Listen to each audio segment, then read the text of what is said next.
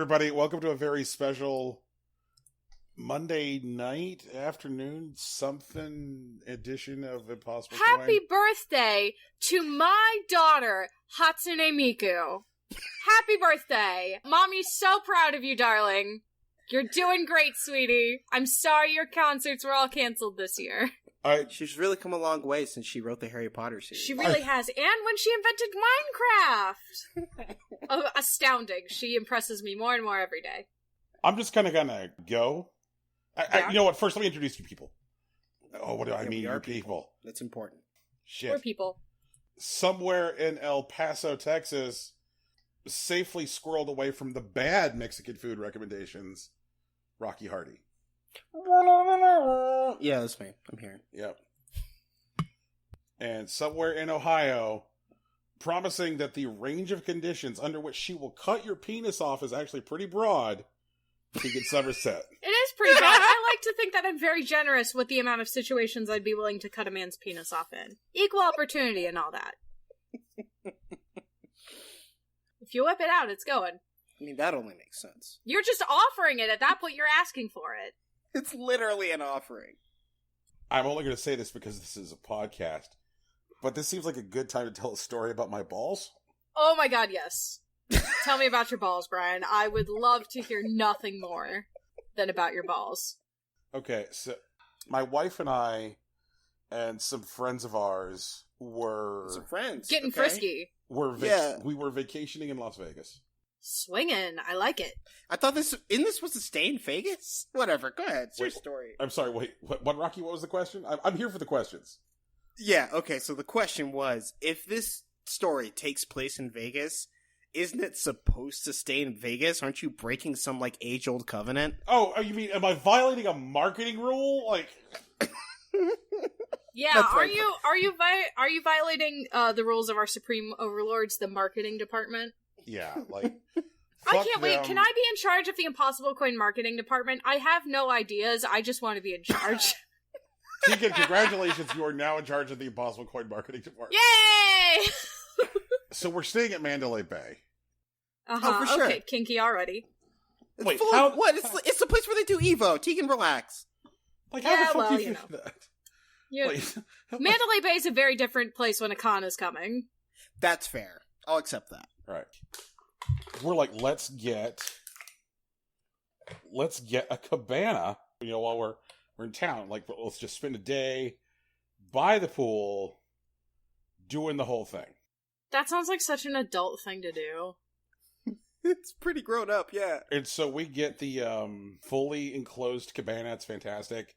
When you get your own cabana, you get a bottle of champagne, and they give you a bellhop and whatever.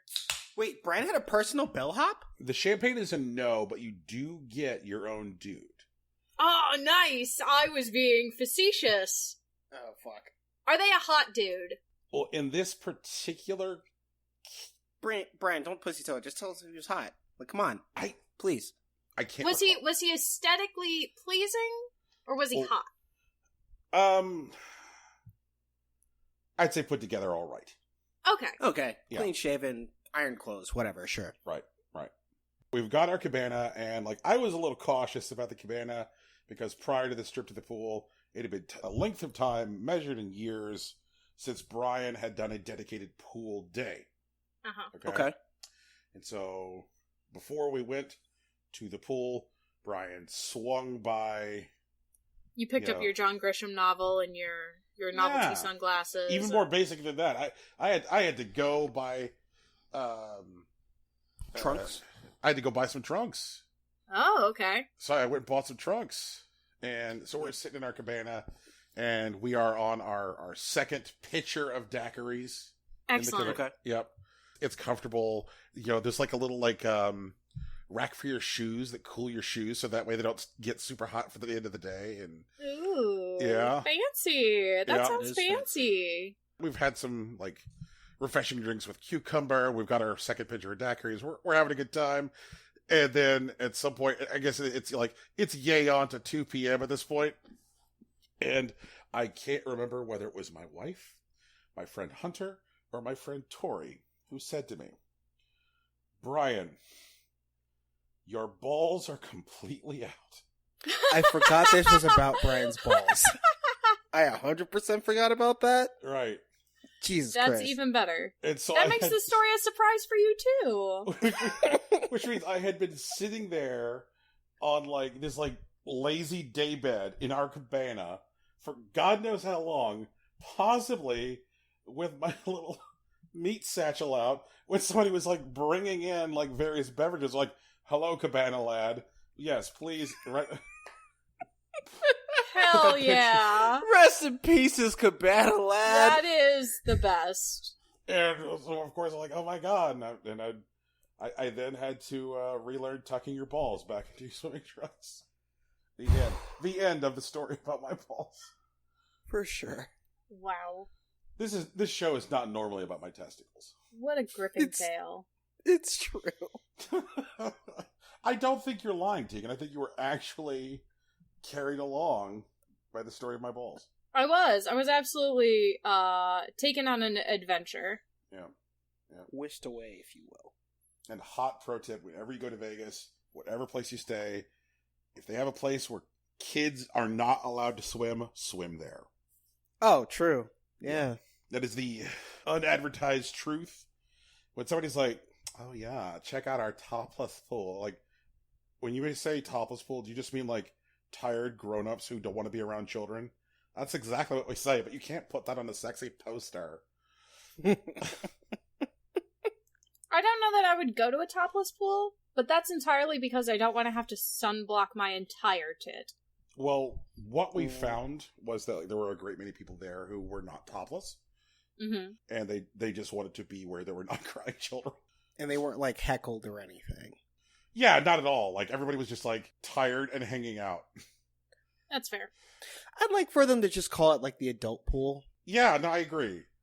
You can't put that on a sexy poster. You can't... You know what? Tegan, I want you to put that on a sexy poster. You are the head of our marketing pool? department. Okay. Yeah, Tegan, you're going to make it a marketing campaign for the adult pool. It will be sexy, I'm sorry, but it's going to just be the adult pool. I need you to sell it. Okay. I can do that. All right, excellent. On the bottom it says no kids allowed.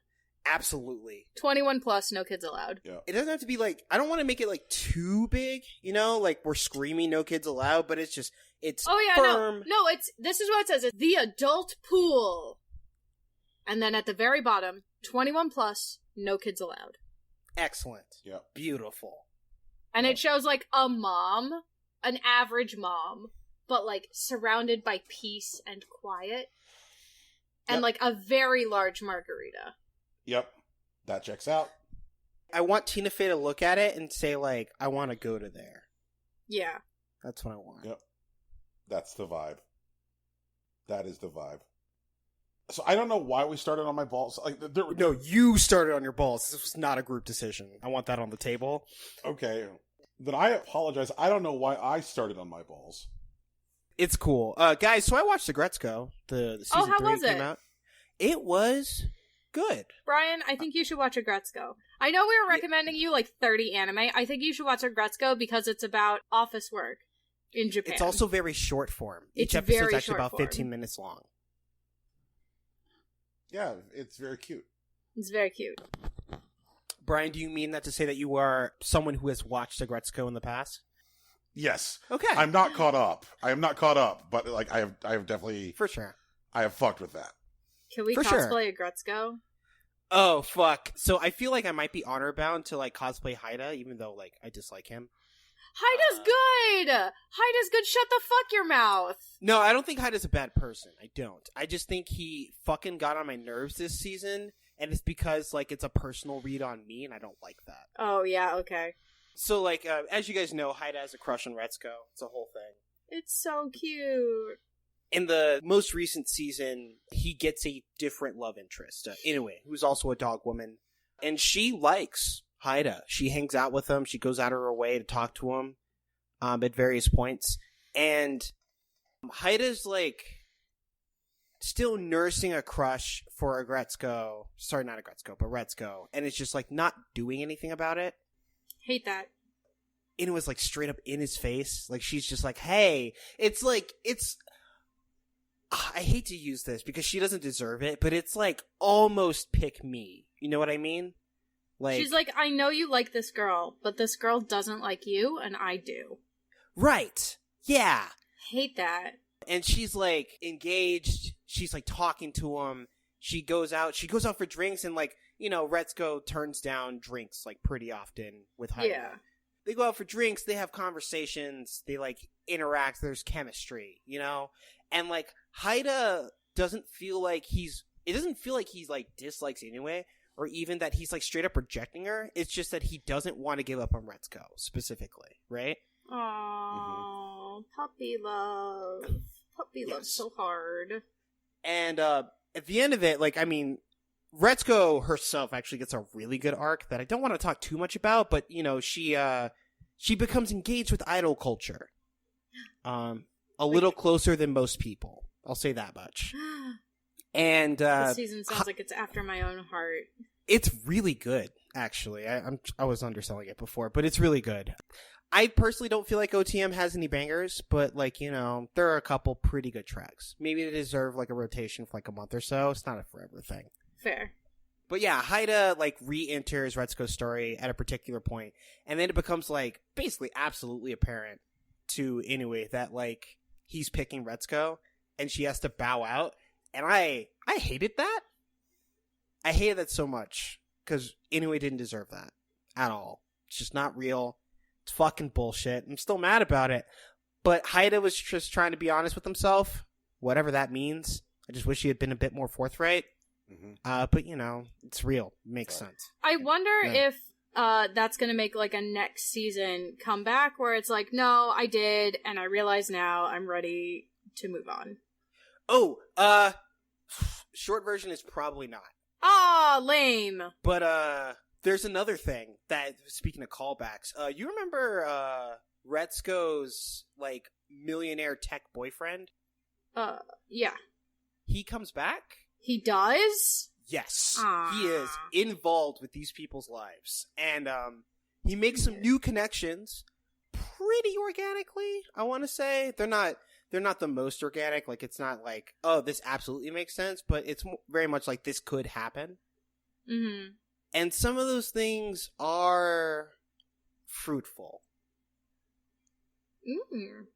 Yeah. Right. Like, I don't want to spoil things for Tegan, but also I appreciate it. This is a good season. Anyone that, like, thinking about, like, putting off a Gretzko for a while, get into it. It's worth your time. Like, sit down and watch it. It's beautiful. They do the work. They do the work, Tegan. And it's like the time of a movie, right? Like 150 minutes. It's like 2.5 hours. Like, sit down. What else are you doing? What is... All right, the rhyme or reason of how Netflix renews and cancels shows is beyond me in every possible respect. Okay. There's probably not much television I enjoyed more than Patriot Act.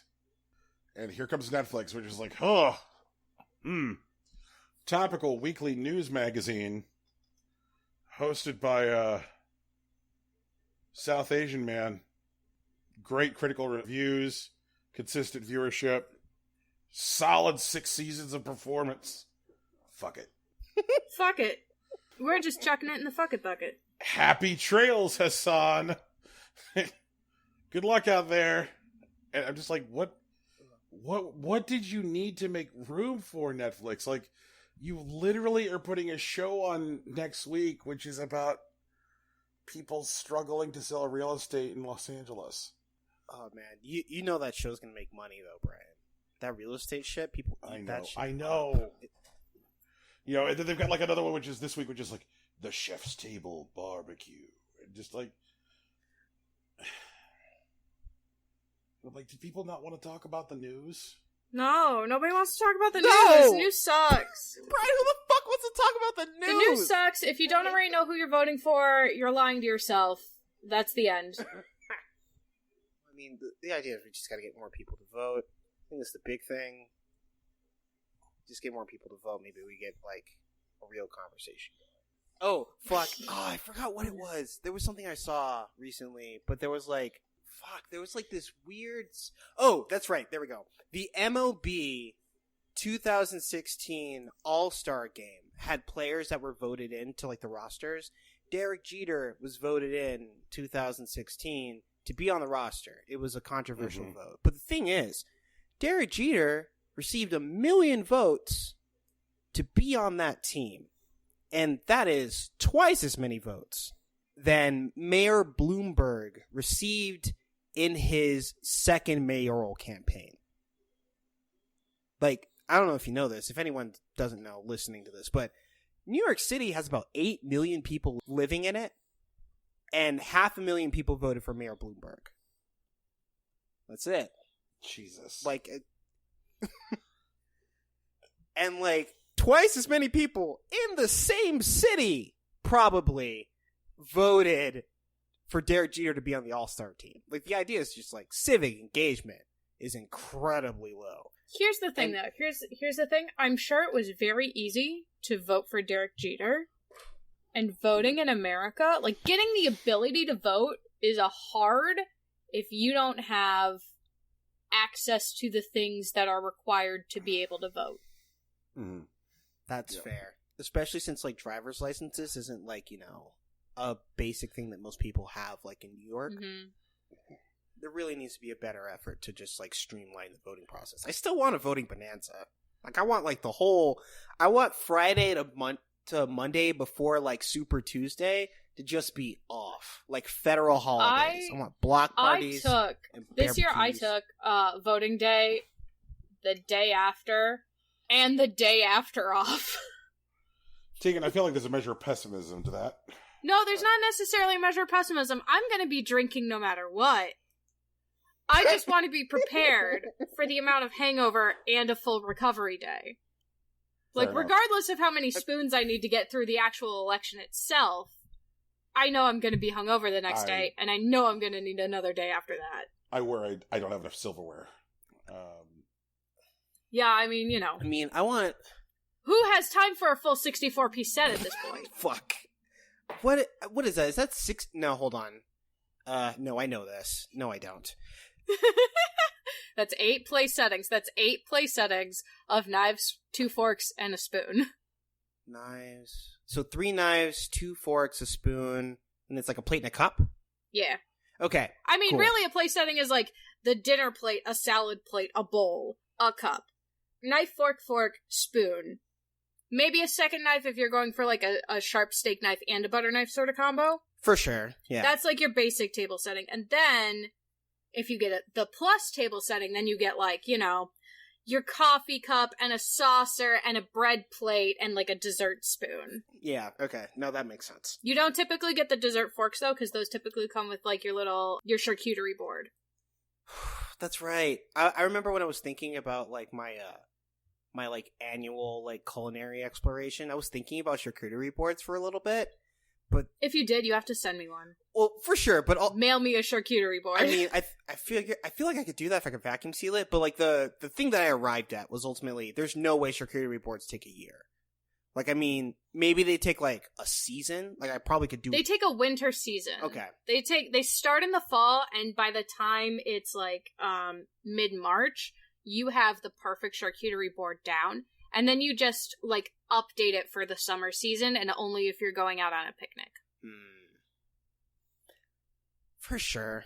I'd like to figure out a working theory of charcuterie boards. But, okay, hold on. But, like, voting to Bonanza, I want to come back to this because this is important to me. I want the voting of Bonanza because I want everyone to be able to take those days off. I want everyone to have that amount of space before that time. Because, like, when people are having, like, the barbecues and, like, the block parties or whatever, sure, people are fucking around, but these conversations are going to come up organically. And maybe, like, it'll, like, devolve into, like, a St. Patrick's Day type of thing where, like, angry drunk people fight about who they're voting for and it comes to blows. And that might be a thing. And, like, maybe that's just like, the culture of the country. It could be, like, Italian, Irish, whatever. I don't care. But I want these people to be able to, like... Okay, so here's... Huh? Here's how you do that. You do it with rolling blackout. Okay. Basically. So, like, the Thursday before Election Day, restaurants are closed. Every fucking restaurant is closed. That's it. They're closed until after, like, 6 p.m. Okay. They're open for dinner. That's it. So if you work in a restaurant, you have all dang day to get yourself to a polling place that day specifically. And there's nobody can fucking fault you for that. And then the next day, retail is closed. No malls, no fucking Walmart, none of that shit.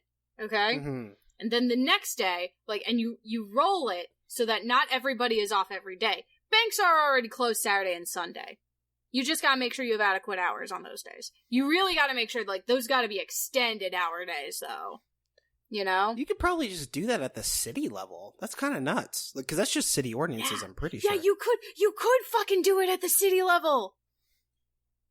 Local officials determine a lot of shit that affect your daily life! There you go. So, I mean, honestly... Even if you don't want to vote for the president, fucking vote local, man.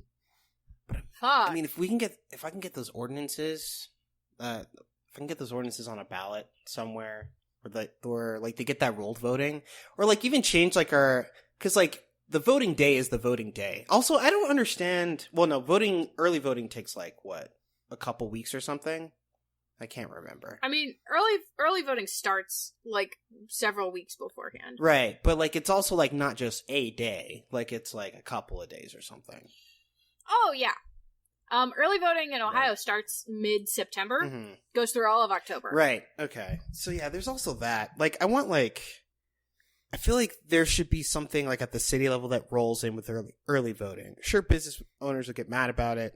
They'll yell at city council people, but council people need to understand it's probably for the better good. I don't know, maybe. See if the numbers comes in. Just try it for a couple years. It's like getting into your HOA, getting voted into your HOA, and then dismantling it from the inside. I'm kind of down. That sounds dope. Well, Rocky, just get elected to city council and make your own fucking rules. Yeah, no, I mean, honestly, there are loose plans to gain the mayorship of a small Coloradoan town, but we'll get there when we get there. You could just purchase Winter, South Dakota. What? What does that even mean? There's a town in South Dakota called Winter, and you can buy it. It's only got 35 people living in it. You could just buy it. You can just buy the town, and then you're just in charge of Winter, South Dakota. Okay, so I don't know what you set the rules. And we can just move there, and it'll be fun. First of all, I'd be living in South Dakota. I'm not sure how fun that would be, but outside of that, you'd get to experience real snow. I've experienced real snow, Tegan. You could bring Mexican, true, good Mexican food to Winter, South Dakota. It depends if I can buy a house out there, because there was a couple of months where I wanted to buy, we talked about those houses in Japan, in rural Japan. Yeah. And I was going to get enough people to buy in, and then we'll just move out to Japan, and then instead of growing into the natural ecosystem, we just build a little Mexico or whatever, and just kick it. But the idea is that we'd have to get seeds through customs or something, which is that would be a little tricky, but who knows? I don't think you can order them from China. China just mailed out a bunch, remember? That's true. Just do that. I'm not sure if they'd be invasive. I feel that's something that even rural Japan would pick a fight over.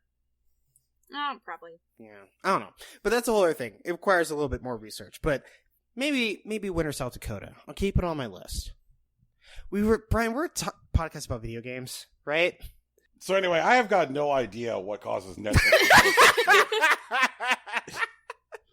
Oh man, that reminds me. I gotta watch Sense8. I really gotta do it. I feel bad because I end up catching these shows once they're canceled. Honestly, that's the first I hear of them, which is a marketing problem, which is probably more Netflix than the show itself. I watched Pushing Daisies literally the day it got canceled, and I had no idea it existed the 2.5 years before that. Which is Well, I don't even know. I don't even know. How can you not sell Pushing Daisies to Middle America? What the fuck is wrong with you guys? Jesus. Whatever. No, I'm not going to push about Pushing Daisies. Brian, keep talking. Yeah, man. The other show that they canceled this week that I just don't understand is they canceled I Am Not Okay With This. Wait, hold on. I Am Not Okay With This is the one about the teenage girl that's developing psychic powers? Yep. Okay. Tell me about that show, because I saw the trailer and I was like, you know what? Maybe not. But, if it's good, I want to know about it. Yeah, the whole season is established as a frame story. Throughout the season, we periodically get shots of her running up a street in the middle of the night in a prom dress covered in blood, crying. And we're like, well, how does it get here? Girl had a like, period, man. we That's how it happens. It's just the worst possible. You know how hard it is to change a tampon in a fucking big ass dress. Come on. Anyway, sorry. Tika, that was actually not the cause of the What? issue. Yeah. But, like, she spends, like, a better part of the season, like, not sure if she's imagining things, and For sure. also she's, like, coming to grips with, like, her social circumstances, and, dealing with, like, the suicide of her father. Jeez. And, like, there's a boy at school who likes her. He's kind of a doofus, but Sure. she's not even sure if she likes boys, period. Brad, I So- need you to take a step for like 1 second. This guy that likes the protagonist, Uh-huh. would you call him a himbo? Yes. Okay. Wait, he's Cool. big and strong? Is he big and strong? He has to be big, strong, and dumb. That's important. I swear to fucking God, guys, like, Is he just dumb? each time we bring up this topic, like, there's a different trait that you belabor as the most No, important. no, it's not most just, important. It's not most important. It just is. You have to be big and strong and stupid. Right. If Those he's are the not big three and things. strong, then he's a Ron Stoppable. Then great, he's none of those things. He's a He's none Ron of Stoppable those then, things. because he's stupid. Okay, that's fine. Oh, what the you know what? I don't even want to know what Ron Stoppable is a character from Kim Possible, a cartoon that aired on the Disney Channel in the early aughts. Okay. The last thing I remember taking away from a conversation about himbos was all this talk about respect women juice. Yes. Right. Big, strong, and they use that power to respect women, and also they're dumb. And also they're dumb. Yeah. Yeah, and so, like, this guy's kind of like a small, tired kid with a shitty relationship with an abusive Mhm. father. Yeah, it's Ron Stoppable. Who, Yeah. and, like, he respects the ladies. Okay. Yeah, that's Um, Ron Stoppable. Like, while also at the same time being a small-time drug dealer. Sure, man. You do what you got to do. Yeah, like, it's hard out here. And so, she spends, like, most of the season being like, do I have psychic powers or not? And then, like, eventually satisfies herself that she does, because she's able to do a thing in front of a witness who happens to be the guy. Right. And, like, the whole show's, like, propulsive narrative thrust is her, like, journaling and talking about what's going on with her days. And so, like, it's this, like, great thing that catches you by off guard as the viewer when in the season finale, and I guess at this point, the series finale, shout out to Netflix, when in the series finale, a guy at school who is the other romantic interest for the girl that she's pretty sure she's falling in love with, her, like, longtime best friend, Sure. like, discovers and starts reading from her diary aloud. And he's just, like, laying into her and being vicious. And it's like, you should read all this stuff about her fucking dad and how he hung himself and how she's lonely and how she's gay. And she just starts, like, freaking out as she causes this guy's head to explode like a watermelon. Sure. Wow! Love it. And so she, like, runs off all scared in a prom dress, just, like, covered in, like, blood and brains and goo. And she, like, comes to, like, this watch out tower, for fire watching, put up by the park service. And she's, like, sitting up there, like, all tired and, like, scared and crying. At which point, like, another figure shows up who obviously has an ability to, like, control weather and lightning and shit. And he's like, it is time for your training to begin. And that's how the season ends. But Netflix is like, nah, we need, like, 4 more shows about real estate and possibly something called, like, Baby Anteater Goes to Mars. Who the fuck knows? Like, I don't even know Netflix. Netflix, you should be ashamed of yourself. Like, how do you constantly, like, adopt the Golden Corral business model for, like, what you greenlight as far as television shows go? Well, I mean, But then, to be fair, if, like, I'm Not Okay With This turns into, like, a new X-Men, Netflix does currently have the Umbrella Academy. Oh, yeah, I've heard that's good. It's pretty good. I watched all of it recently. I don't think, and we've talked about this before, with Stuart on, the idea that, like, Netflix and similar streaming services don't actually have any kind of depth of library, that what they're trying to do is, like, trick the user into a perception of depth of library And the idea that, like, we would say, like, oh, well, I guess they don't need a story about a young mutant who is telling a story about their adolescence told through the prism of their powers because they have this other thing. I mean, honestly, that sounds exactly like Umbrella Academy. Like, I'm not justifying it. I could see someone saying that in a boardroom, and that kills their pitch. Ooh. And plus, like, Umbrella Academy has, like, Ellen Page, which is a bit more of a recognizable face. Even if, like, I'm not okay with this, seems to have the same narrative. That's a bummer. Yeah. Super duper bummer. Rocky, there are other things you did this week that I think you liked. Oh, yeah. I've been playing video games. Apex Season 6 has come out, showing a new character and a new crafting system. The new character, her name is Rampart. She is of Indian descent. She, like, fucks with heavy machine guns, and her ability allows her to, like, set up cover for herself. And more than just cover, it's like she can throw down a thing, it's cover, and it has, like, a shield in front of her. But if, like, teammates shoot through the, like, cover, it, like, speeds up the bullet so they fly faster and deal more damage. Also, she's hot, so, like, shout outs to that. And, like, Apex Season 6 is, like, a lot faster than it was, like, I don't know, a couple of weeks ago. Damage feels higher, and, like, you know, bullets hit harder. So, like, people die a lot easier. So, it's very much, like, it's not to the point where it's, like, one shot, one kill, and, like, there isn't, like, a situation where it isn't counterplay.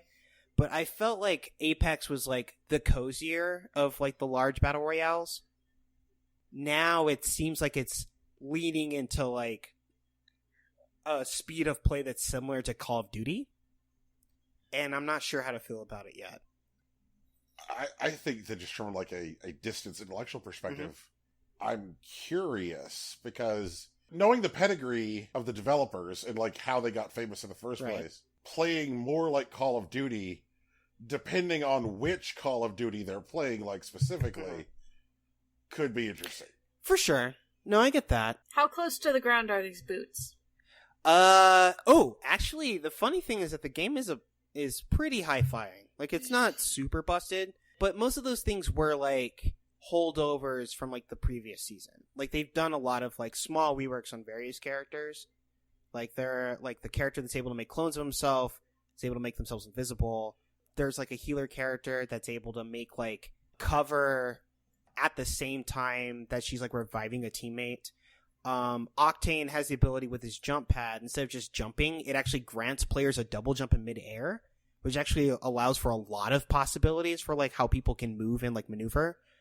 And even with, like, certain abilities in combination, like, for example, Pathfinder, who's, like, a robot that can, like, swing kind of like Spider-Man, like, he can, like, latch onto things and pull himself, in combination with things like Wraith, who can, like, set portals in places. You can, like, put portals in, like, out of reach places to, like, make it so that only Pathfinder can get to them. And that's kind of interesting. You don't see it a lot outside of, like, high level, like, play, like Gold Plus or whatever. But it is interesting to mess with. I do think the pace of the game is faster, and maybe the meta's evolving a little bit, but I don't know if, like, the skill ceiling is getting, like, that crazy for, like, barrier of entry. I guess the base kits are still pretty much on the ground. It's a lot more sincere and in-depth of an answer for a question that I think was asked in silliness than we expected. That's my thing. I always answer with sincerity, no matter what the cause. I don't. I've also been playing with Final Fantasy Crystal Chronicles Remastered, and I've noticed it's gotten a lot of bad press, and that makes sense to me. I feel like they took a game that was, like, quirky and hard to, like, deal with, and made it quirky and hard to deal with in different ways. Aww. Yeah, like, initially, like, the thing was, like, you gotta get all these friends together to play together, everybody has to have their own Game Boy, and you gotta buy the specific peripheral, and, like, everyone can see the map, but they don't all get the same information, and it's, like, stuff like that that's, like, in the best case scenario, it fosters a way to, like, cooperate, and to, like, lend each other information and stuff like that, right? But now, since the whole game is, like, online only, instead of having, like, a persistent, like, gameplay experience together, because you're all sitting, like, couch co-op, and like you share a village. Now, whenever you start the game, your village is like your own, which means that instead of worrying about other people's progression to get like, I guess, quote unquote, the best gear in the game, you need to like level multiple characters. Luckily, that doesn't really matter until, I don't know, 3-4 hours into the game, maybe even longer, depending on how fast you are. But the multiplayer aspect is like exclusively related to like the dungeon crawling. So like you can open a dungeon like lobby and people can jump in with you and you can do the dungeon together, which depending on your experience level goes from like 15 minutes to like, I don't know, 35.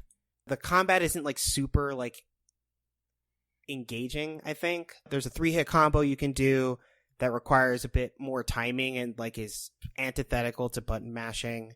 Spell chaining is a little bit easier than usual, I think. Like, I think it's a bit more gracious with its timing when you're trying to combine a spell with a teammate. There's even like a little like graphic on the screen that shows up now. But outside of that, you know, exploring the world and like talking to NPCs and like the music, which are like some of the stronger parts of like Crystal Chronicles as like a property, aren't shared with other people. So like even if you're playing with a bunch of friends, like even in the same room, you'd all do a dungeon together, but then like you'd have to like run around the world on your own screens. If you're moving from one space to the next and you trigger a cutscene, which happens because of RNG, you're not all going to be in the cutscene. That leads to like potential delays where like some people are waiting to start the next dungeon and there's someone that's like in a cutscene before they can get there. And that's like specifically disruptive in a way that I don't think the game initially intended. So like, I like the game as a single player experience. And while I did play it with other people when I was younger, I do remember the frustrations of wishing I could do this by myself. And even like do this with like other people in a way that wasn't specifically like invasive to my personal experience. So like people that are looking for that, like even people who are like really familiar with like the original Final Fantasy experience of just like going through stuff on your own, like the action combat isn't so difficult that it's like a huge like detriment. And you don't have to rely on other people to continue playing the game. But like people who are like chasing the nostalgia of like that older couch co-op experience that came out like on the GameCube and maybe even later on the Wii U are going to be distinctly disappointed. And there isn't much that can really be done about it. I'm not even sure if Square Enix is going to be like supporting this over the long term. I feel like the odds of them supporting this in any kind of meaningful way for longer than 18 months is zip, zilch, nada. They're already not the best with that. Like, with the exception of Final Fantasy 14. I want that on the record. I guess also Final Fantasy 15, but that was a Nomura project, and I don't trust him. Yeah. They're generally not great with giving things long tails. I mean, I guess we'll see. The other thing which makes long-term support for anything right now feel weird is that it may not feel like it, and it may not look like it, and it may not smell like it, but this is new console year, guys. Is it though? If you're a publisher, is it though? Yeah, I know. I don't know, man. This whole like console like cycle is making me think about like sincerely just investing in a PC and just skipping it. Wow. Wow. Sounds like Rocky has console fatigue and they're not even here yet. It's just like none of this shit matters. And they're like breaking their own promises. So why should I give them any money? What for? Man, it sounds like you have specific enumerated complaints with both Sony and Microsoft's console launches. Yeah. This might not be the time for it, but we might need to have why Rocky's getting a PC, the special. Maybe. That could be Patreon content, who knows? Yeah. Just, it feels like a hell of a thing to be like, oh yeah, like 90 days from now, there will likely be 2 new boxes. Well, there though. Like normally they'd be pre-orderable by now. They'd have been pre-orderable in fucking June. They didn't announce that date fucking like 2 weeks after E3. They'd be like, and you can pre-order it on. But like, E3 was 90 years. So what if it's like multiplicative? Like what if like because like E3 lasted like a month and a half, instead of that 2 weeks, like what we end up with 12 weeks, we have to wait until like the day it comes out or whatever. It like turns out I'm still not sure that the E3 is over. Like, I'm not convinced it's over either, and that's so frustrating. I'm so tired of E3. I turned on my YouTube the other day and I saw, like, Jeff Keighley here live. I'm like, oh, fuck me. Like, You're like, how? Like, how is this still going on? Why? No, they're boxes. They play video games. Do they? We don't even know, man. Remember when Sony said that the PS5 was going to be backwards compatible, and apparently Ubisoft, talking out of their ass, is just like, hey, this isn't going to play PS3, 2, or 1 games. It may be backwards compatible, but only for select PS4 games. Like, what the fuck is that? So Sony has since, like, provided some additional detail on, like, what percentage of the PS4 library the PS5 will work with. Mm-hmm. And they're like, the PS5 is compatible with 99% of the PS4 library. Yeah, that's too high of a number for me to trust. I'm sorry. I have no doubt that the number is accurate, but what makes me laugh is that, like, there's a way that Sony could have, like, said, surprise, I trick you, we fool you, we win. Right. Which is to make it, like, compatible at the hardware level. If what was built into, like, every PS5 were the hardware components to just run PS4 games, and you could just boot the thing into PS4 mode, kind of like when you got your original Wii and you could boot it to GameCube mode. Just be like, alright, it's a GameCube now, hooray! Like, if they had done that, then Sony wouldn't need to go out there and do the business with people and, like, sign new contracts and shake new hands, because it was hardware compatibility, which would have been covered under the previous, like, publishing agreements. Instead, they're like, I've got a great idea. Let's build the PS5 and emulate the PS4 for running PS4 software, because that's just a thing we do. Like, I don't understand the decision. I don't. If you look at, like, the way the architecture is designed for the Xbox, they've made it clear that, like, with this generation of consoles, the Xbox is just effectively becoming, hey, look, this is the time that we built a PC for you. They could change the labeling of the box to say that. Hey, here's the time we built a PC for you. Out of the box on day one, the Xbox One, Series X, and Series S are going to support all of the software which currently runs on an Xbox One, and all of the stuff that was made backwards compatible that ran on 360, and all of the stuff for the original Xbox, which was also backwards compatible. Which means that, like, when I get an Xbox Series X and I associate it with my Live ID, it's going to show me a library of hundreds and hundreds of fucking things which are ready to install. Meanwhile, the PS5 is like, well, you can use PS4 controllers, but only for PS4 games. Like, for the PS5, we'd really like for you to use the DualSense controller, because it does that whole counting ice cubes things that the Joy-Cons did, and people seem to be real high on that. I don't know. I will say this, like, this is the first time in, like, eons I don't feel the need to buy both up front. I just don't.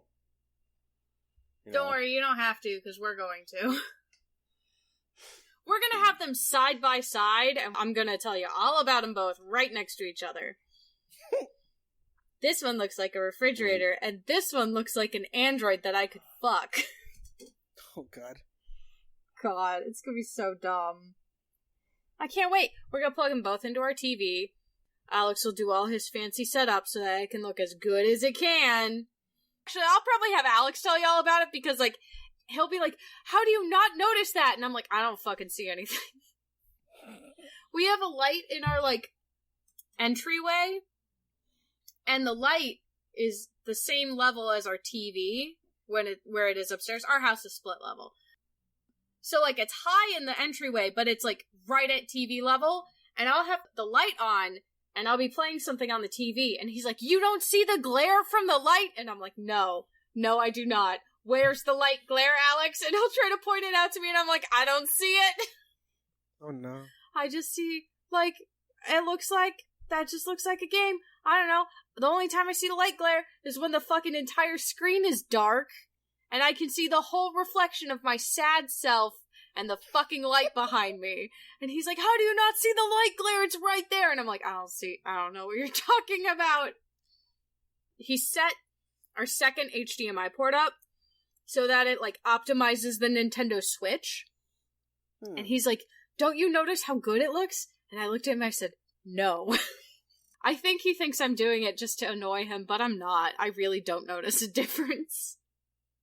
Brian, she looked at him in the windows to his soul, and she said, No. No. I don't see a difference. I'm sorry. He'll be like, the frame rate's all junky. And I'm like, is it? Is it though? Frame rate is all junky. It's all junky. And I'm like, is it though? Is it really? Are you sure? Can't you see that stutter? No. No, I cannot. It looks like a video game, Alex. I don't pretend to understand it. He'll explain it. I'll just have him come on and explain it for like 10 minutes. Quality radio right there. Yep. No argument here. Rocky also played a video game. Oh, yeah, but you guys have played it too. I am catching up on Ghost of Tsushima. How is It's it? pretty dope. I get to be a samurai. That's dope. If I want to walk in the front door, I can. But if I want to sneak in through the side, like, I can do that too. There's like a particular quest line that I've played through recently that really stuck with me. For Yurikawa, it's like the Walls of Yurikawa, the Coward of Yurikawa, and the Ghost of Yurikawa. Mm-hmm. And like, the Walls is pretty neat. You go back to Yuna and Taka's hometown. Yuna's like the peasant kunoichi who like saved your life after like the siege or whatever. And Yurikawa's her hometown, and she's been tasked to get them on like the side of like your uncle, the Lord, so you can repel the Mongols, whatever. And you go, and the Mongols are like surrounding and like sieging the place. And Jin figures, if I could stop the Mongols, then it's cool, because I'm a Mongol killing aficionado. I could totally do that. If I kill the Mongols, they'll probably help my uncle. But I'm not going to kill the Mongols until I talk to the dude. I want it on paper. See, Jin doesn't work for free. That makes sense to me. So I'm like, hell yeah, dude, let's break in. So we have to do like the stealth sequence to get in through this like old passageway that like they knew as kids. And you get up to the dude, you talk to the guy, he spits in your face like, no, I'm not going to help you. You killed all my friends during our rebellion or whatever. And it's like, oh, okay, fuck, whatever. That's what you get for fucking rebelling. I guess. I don't know, maybe they had a point. It happened years before me. I wasn't there. But homeboy Taka goes to visit the swordsmith because he doesn't want to deal with this politics shit. And he talks to the swordsmith and he hears the archers skip town. They decide they're going to fight the Mongols on their own. They don't want to defend the city because the guy up top is whack. So then we figure if we go get the archers and bring them back, we'll have leverage and he'll have to help us. He'll agree to our plan, then we get rid of the Mongols, everybody wins. So then you do the Coward of Yurikawa, and like Taka talks about like, you know, he's a blacksmith, but he wants to fight too. He doesn't want to be left out of the combat. And Yuna's just deathly afraid of his safety because like he's not a trained warrior, and it's very easy to die. Like I've learned that personally. It is so easy to die in this game. How Holy easy shit. is it to die? Oh my god, Tegan, if I press the wrong button at the wrong time, just like, you know, it's not just that. It's not that quick. It's like wrong button, wrong time, and then I make an actual mistake. So 2 mistakes and I die. And only one of them has to be accidental. That's fucked up. I'm not cool with that. But it's whatever. Like, I went on the Coward of Yurikawa, and like we track down the archers, we go to their house. Apparently there's a bear in it. So there's just a bear hanging out in the house, eating food, fucking yogi and shit. And then I fuck with the bear, we kill him off. I catch up with the archers. The archers are following a prison caravan where their friends are. We set up an ambush, and it's a set piece. And, you know, there's been, dozens of set pieces in this console generation. But I really like the flow of the whole thing. Like, the game doesn't, like, pretend this isn't a set piece, like you are just exploring or whatever. But it's also, like, this is a thing that we're gonna do. And, like, there's a bunch of things to play with. There's some exploding barrels over there. There's some hornets. You can use those. You cannot. It's up to you. If you want to just swing your sword at everybody, go for it. You want to sit up here and shoot arrows? Have fun, dude. Whatever. Fuck it. And I do that. Takes like what, I don't know, 7 minutes. And it was pretty cool. And then we go back to Yurikawa and we get the Lord's like permission to kill the Mongols or whatever, or rather his promise that he's going to help in the rebellion, yada yada yada. And we defend the gates for a little bit, and then we see some trebuchets, so I have to go up and break the trebuchets. I turn around, Tegan, I left the village for like 5 minutes, and then the whole village is on fire. So I gotta fight my way back up the village. They're fucking bad at that, aren't they? They're so bad. It's like, it's like, just how? It's like all of the people who are trained in how to use swords got fucking wiped out in one bad beach invasion. Okay, that's fair. I didn't get that. Now the village is being overrun, even though I went out of my way to destroy the trebuchet. So I have to fight my way back up the village, and then I get back to the keep, and I'm face down with this Mongol General Temuge. And he's the first duel that I've dealt with who has a shield, which doesn't sound like a lot, but like the game treats like weapon configurations very like strongly with like your abilities. Like if you're an anti-sword stance and you're fighting a guy with the shield, you're just gonna get fucked. That's just how that goes. Mm-hmm. And I feel like the game nerfed me a little bit, because I definitely had an ability that gave me like a 5-hit combo versus sword and shield people, but like my combo was reduced to 3 in that fight. I don't know how I feel about that, but I kill the general or whatever, and then I like murder the general in front of his men. I just like impale him and I like decapitate him. And then, like, I get a new stance, like, in that particular moment, and I feel like it was woven in pretty well. Like, I've seen, like, story-tied, like, abilities before, but it's usually, like, after the battle. But, like, this is just, like, in it. It's like, hey, now you got ghost stance, bro. The screen goes black and white, and if I slash a dude, it flashes red. Everyone's too afraid to step to me, and I just, like, clear my way out back to the wall. And that was dope. It was a really great 3-part mission. And, like, I wish it came out 5 years ago, but it was fun to play now. Okay. I might have been confused here for a second. Where'd you get lost? Played this years ago. You're right. Yeah. He wished it had come out 5 years ago, so he could have played it 5 years ago. Okay. I also feel like some of the structure borrows from, like, lessons learned in the past. Mm-hmm. Like, I feel like I've played lesser versions of this particular mission over the past, like, 5-7 years or so. Yeah. And I wish that this version of this mission was at this level of polish and flow 5 years ago, so that at the end of the console cycle, we could be, like, I guess looking at something maybe a bit more innovative. Like, I don't want to say that these, like, things that this mission did were stale, because that's not what I'm saying. I think they were executed extremely well, even if they weren't extremely creative. And I wish that, like, this level of execution was present earlier in the console cycle. Okay. The thing that, like, this game does that I just continue to sit there and be like, why is this still seem alien and poorly implemented in most cases, if at all, okay, is positional audio when piped through the goddamn controller. Like, the game doesn't use a lot of it, but the game does use audio through your controller for sound cues. And here we are at the ass end of a generation where the only developers to really take advantage of these speakers on the fucking PlayStation controller are Sony first-party studios, because, like, third-party studios are like,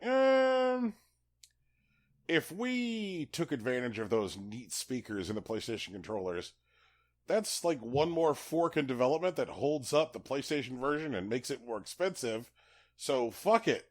Like, here we go. Like, just the amount of stuff on the PlayStation controller that didn't see any kind of, like, large-scale adoption. The touchpad. Let's pour one out for the PS4 touchpad, everybody. Or as I think everybody calls it now, the really big select button. Well, Brian, if you really want to use it, it's also a mouse pad in Final Fantasy XIV. Oh, good. If you're playing a hentai game. Oh, good. You know what it's for. Yes, I do. Or the lights on the PS4 controller.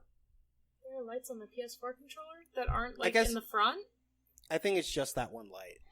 Yeah, the light bar. It seemed to be like, as soon as the controller came out, like, the conversation was like, oh, how can we minimize the intrusiveness of the light bar? And I'm like, or you can show us why you put it on the fucking thing. Like, why is it there?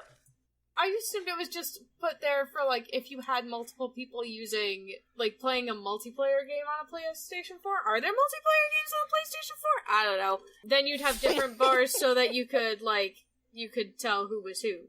Probably my favorite implementation of the light bar happened relatively early in the generation when Transistor from Supergiant came out. And they're like, oh, Transistor. It's a game where, like, you're a woman walking around with a really cool talking sword. So how about we have your light bar glow the color of the blade, and we put all of the sword's dialogue coming through your controller. That's kind of neat, actually. Yeah. And it was like, what, like 18 months into the generation? It's like, here we go. Yeah. And we're done. Well, I mean, Supergiant's a different breed. Like, I feel like we should put that, like, down. Yeah. That's true. Supergiant, trying harder when other people have already gone to Margarita Hour. They do it with a small team, too. Like, shout outs to them. Yep. Oh, shit. Tegan? Yeah? You've had experiences in the last week. I mean, you know, I've had some. Okay, great.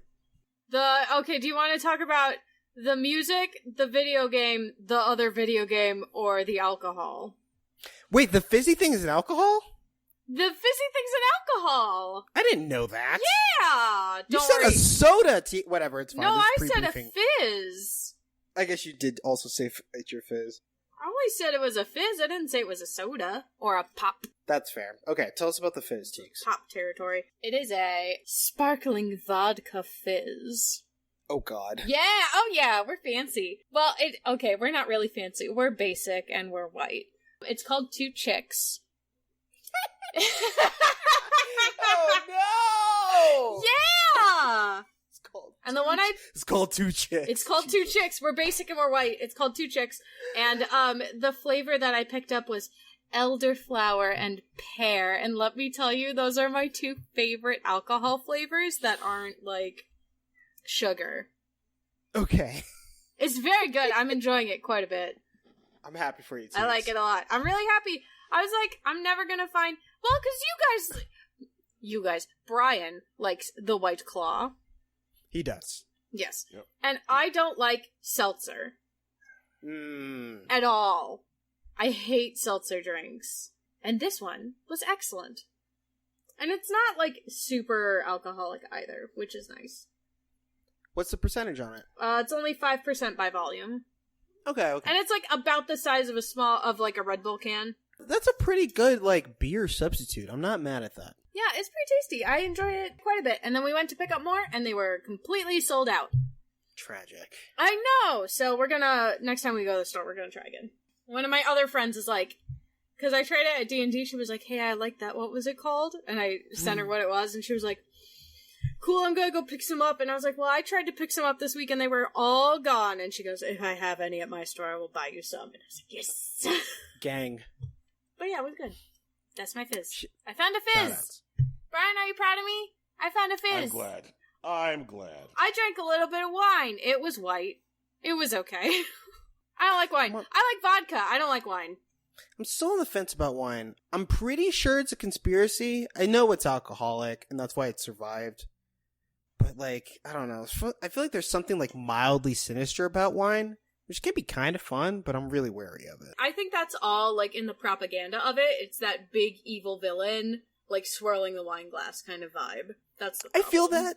Oh, man. But also, like, you know, like, the kind of, like, neon-colored mixed drink, is, like, where I put a lot of, like, villains in my brain. Maybe that's just, like, Batman Beyond talking. Yeah, that might be Batman Beyond, because they can't have, like, the wine thing. They have to have something else, because you can't really, like, depict alcohol in a children's cartoon in America. Not that overtly, anyway.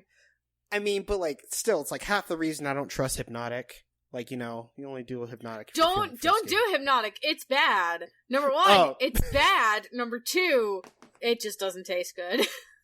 Oh, yeah. You shouldn't do Hypnotic if you can taste it. The real one you that's a shouldn't solid do. rule. The real one you shouldn't do. Don't. Bacardi sells like a zombie that's a mix. Don't do that. Just don't do that. Because I did drink way too much of that one time in college, and it's the only time I've been a belligerent drunk. I was God. mean. I was mean to my friends. And then I vomited violently in a bathroom. And I was thankfully spared because the host of the party was also vomiting violently in a bathroom. Hopefully it was a bonding experience. We were in different bathrooms, but that meant no one could pee. Fair enough. And I was mean about it, too. Yeah. You know, whatever. Don't recommend. But Fair enough. other than that, if it glows under blacklight, it's suspect. I mean, most things like glow under blacklight are suspect. That's the rule. If it glows under blacklight, nah. Pass it. Pass it. Brian, how do you feel about this blacklight rule? You pro? You con? Well, I mean, I feel like somebody has to like semen. Sure. But I feel like that makes that person suspect. Right? Like it's an extension of the rule. I think it's awful judgy. Sure. I mean, I if can accept that. that's your brand, if you don't have to think that blacklight drinks are suspect. I just think that blacklight drinks are suspect. If it's got a sugar rim, I'm in for it. Mostly because even if I don't like the drink, I'll at least get all the sugar off of it. And that's because I need sugar to survive. Brian, how do you feel about giving Tegan a chamoy rim to drink? What? Yep. What's yes, that? I also feel like, yes, I feel like this would be a good thing for everyone involved, but we'll see what happens when we get there in like 2023 or whatever. Okay, well, I know I spelt it wrong.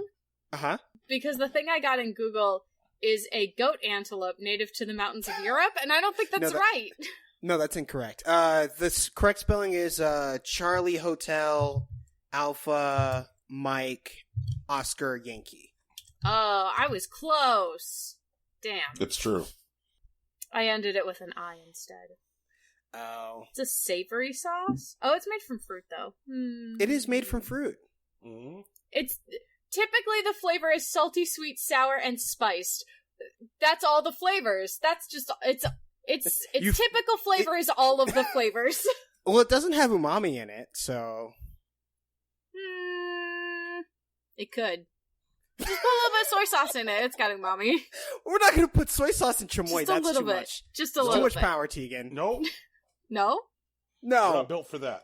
it's too powerful, Tegan. Oh, it's got handle lime in it. Oh, that's not going to we- work. We do not have the technology. Can we Wait. sub the lime for something else? Wait, Tegan's anti-lime? I don't like lime. Um, I'm not anti-lime. I just don't like lime. Can we do lemon instead? Chan. Oh, you Chan. Cat. did it! There's a Oh, cat. the Chan. There's a cat in the building, everyone. Well, specifically in Brian's building. In Brian's building. My cat's been in and out. Oh, You've heard him. come to me, precious Coco Chan. But yeah, chamoy doesn't taste like lime. It does have, like, a bit of a sour note to it, but it doesn't really taste like lime. Can we sub the lime for lemon? Technically, yes, but, Okay. like, you don't really make chamoy from scratch. Guys, when you podcast with your cat, you're podcatting. You're podcatting. Yeah. Tegan, you God watched the damn it. movie. I did watch. Did I? Did I say I watched a movie? You said movie, video game, other video game, No, I didn't. I Alcohol. said music. music. Music, Excuse me. video game, alcohol. Forgive me. That's okay. It's video game music. Okay. Double win. So, you've been on TikTok. I have. Brian has not been on TikTok recently that I am aware of, and I will not say whether or not you have on this podcast because I respect your privacy, Brian. But I know Rocky has been on TikTok, and I know Sure.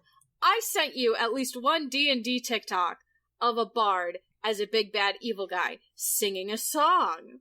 Yes. And it turns out that song was by this guy named the Stupendium, and it was an Outer Worlds song. Oh, right. Yeah. Like what? It's like, did you look at the company policy? Yeah, that one.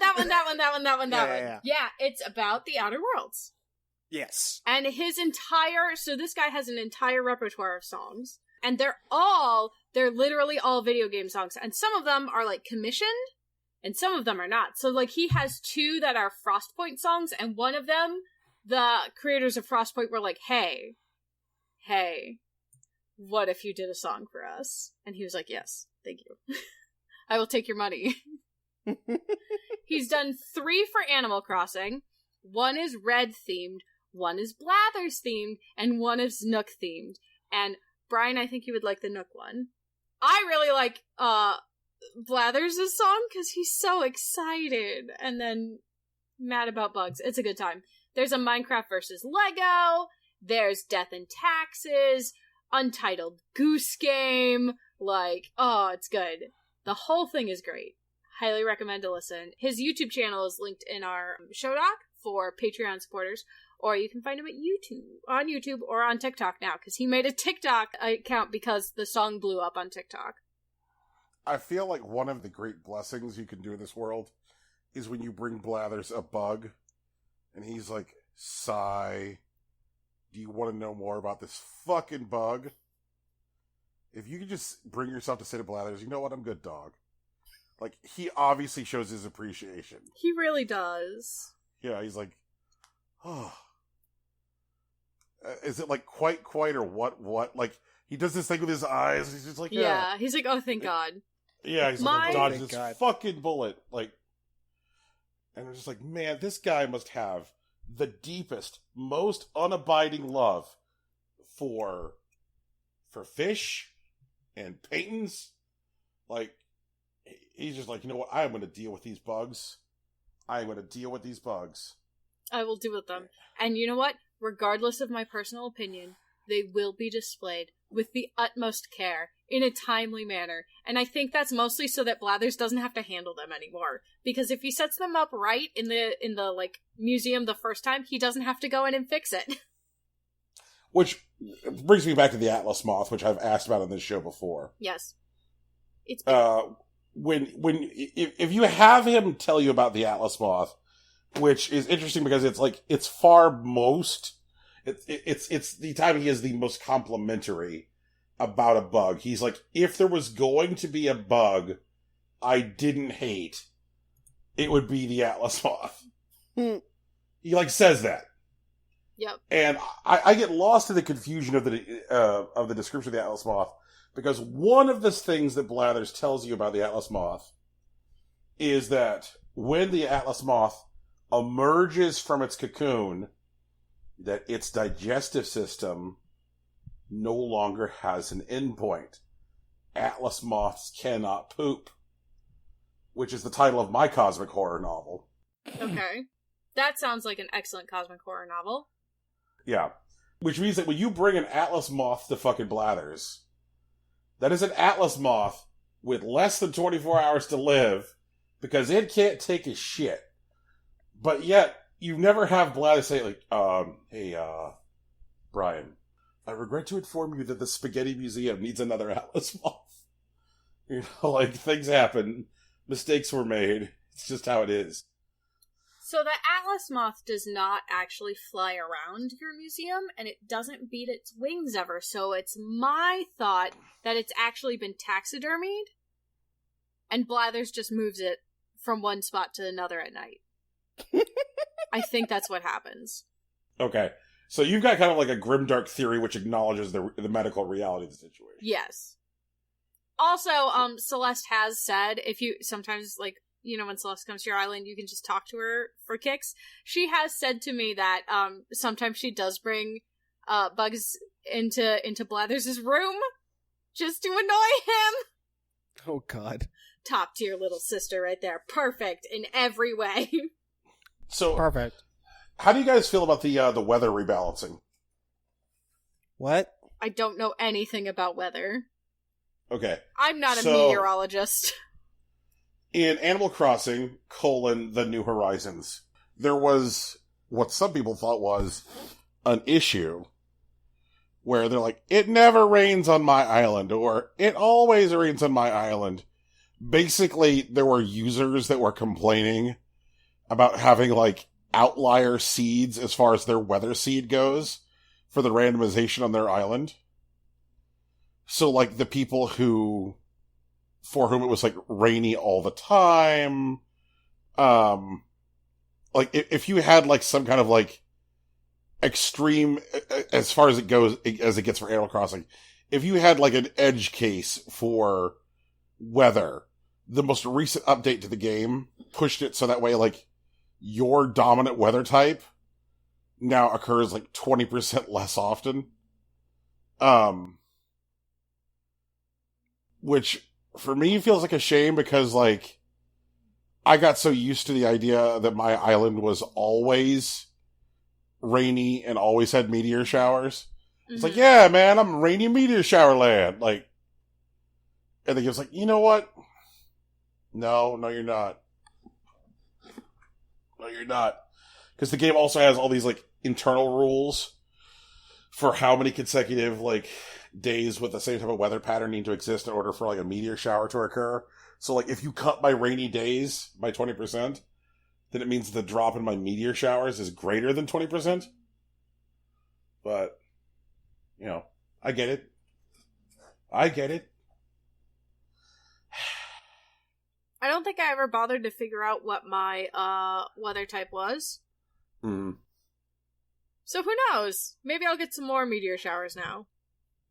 Yeah, it's entirely possible.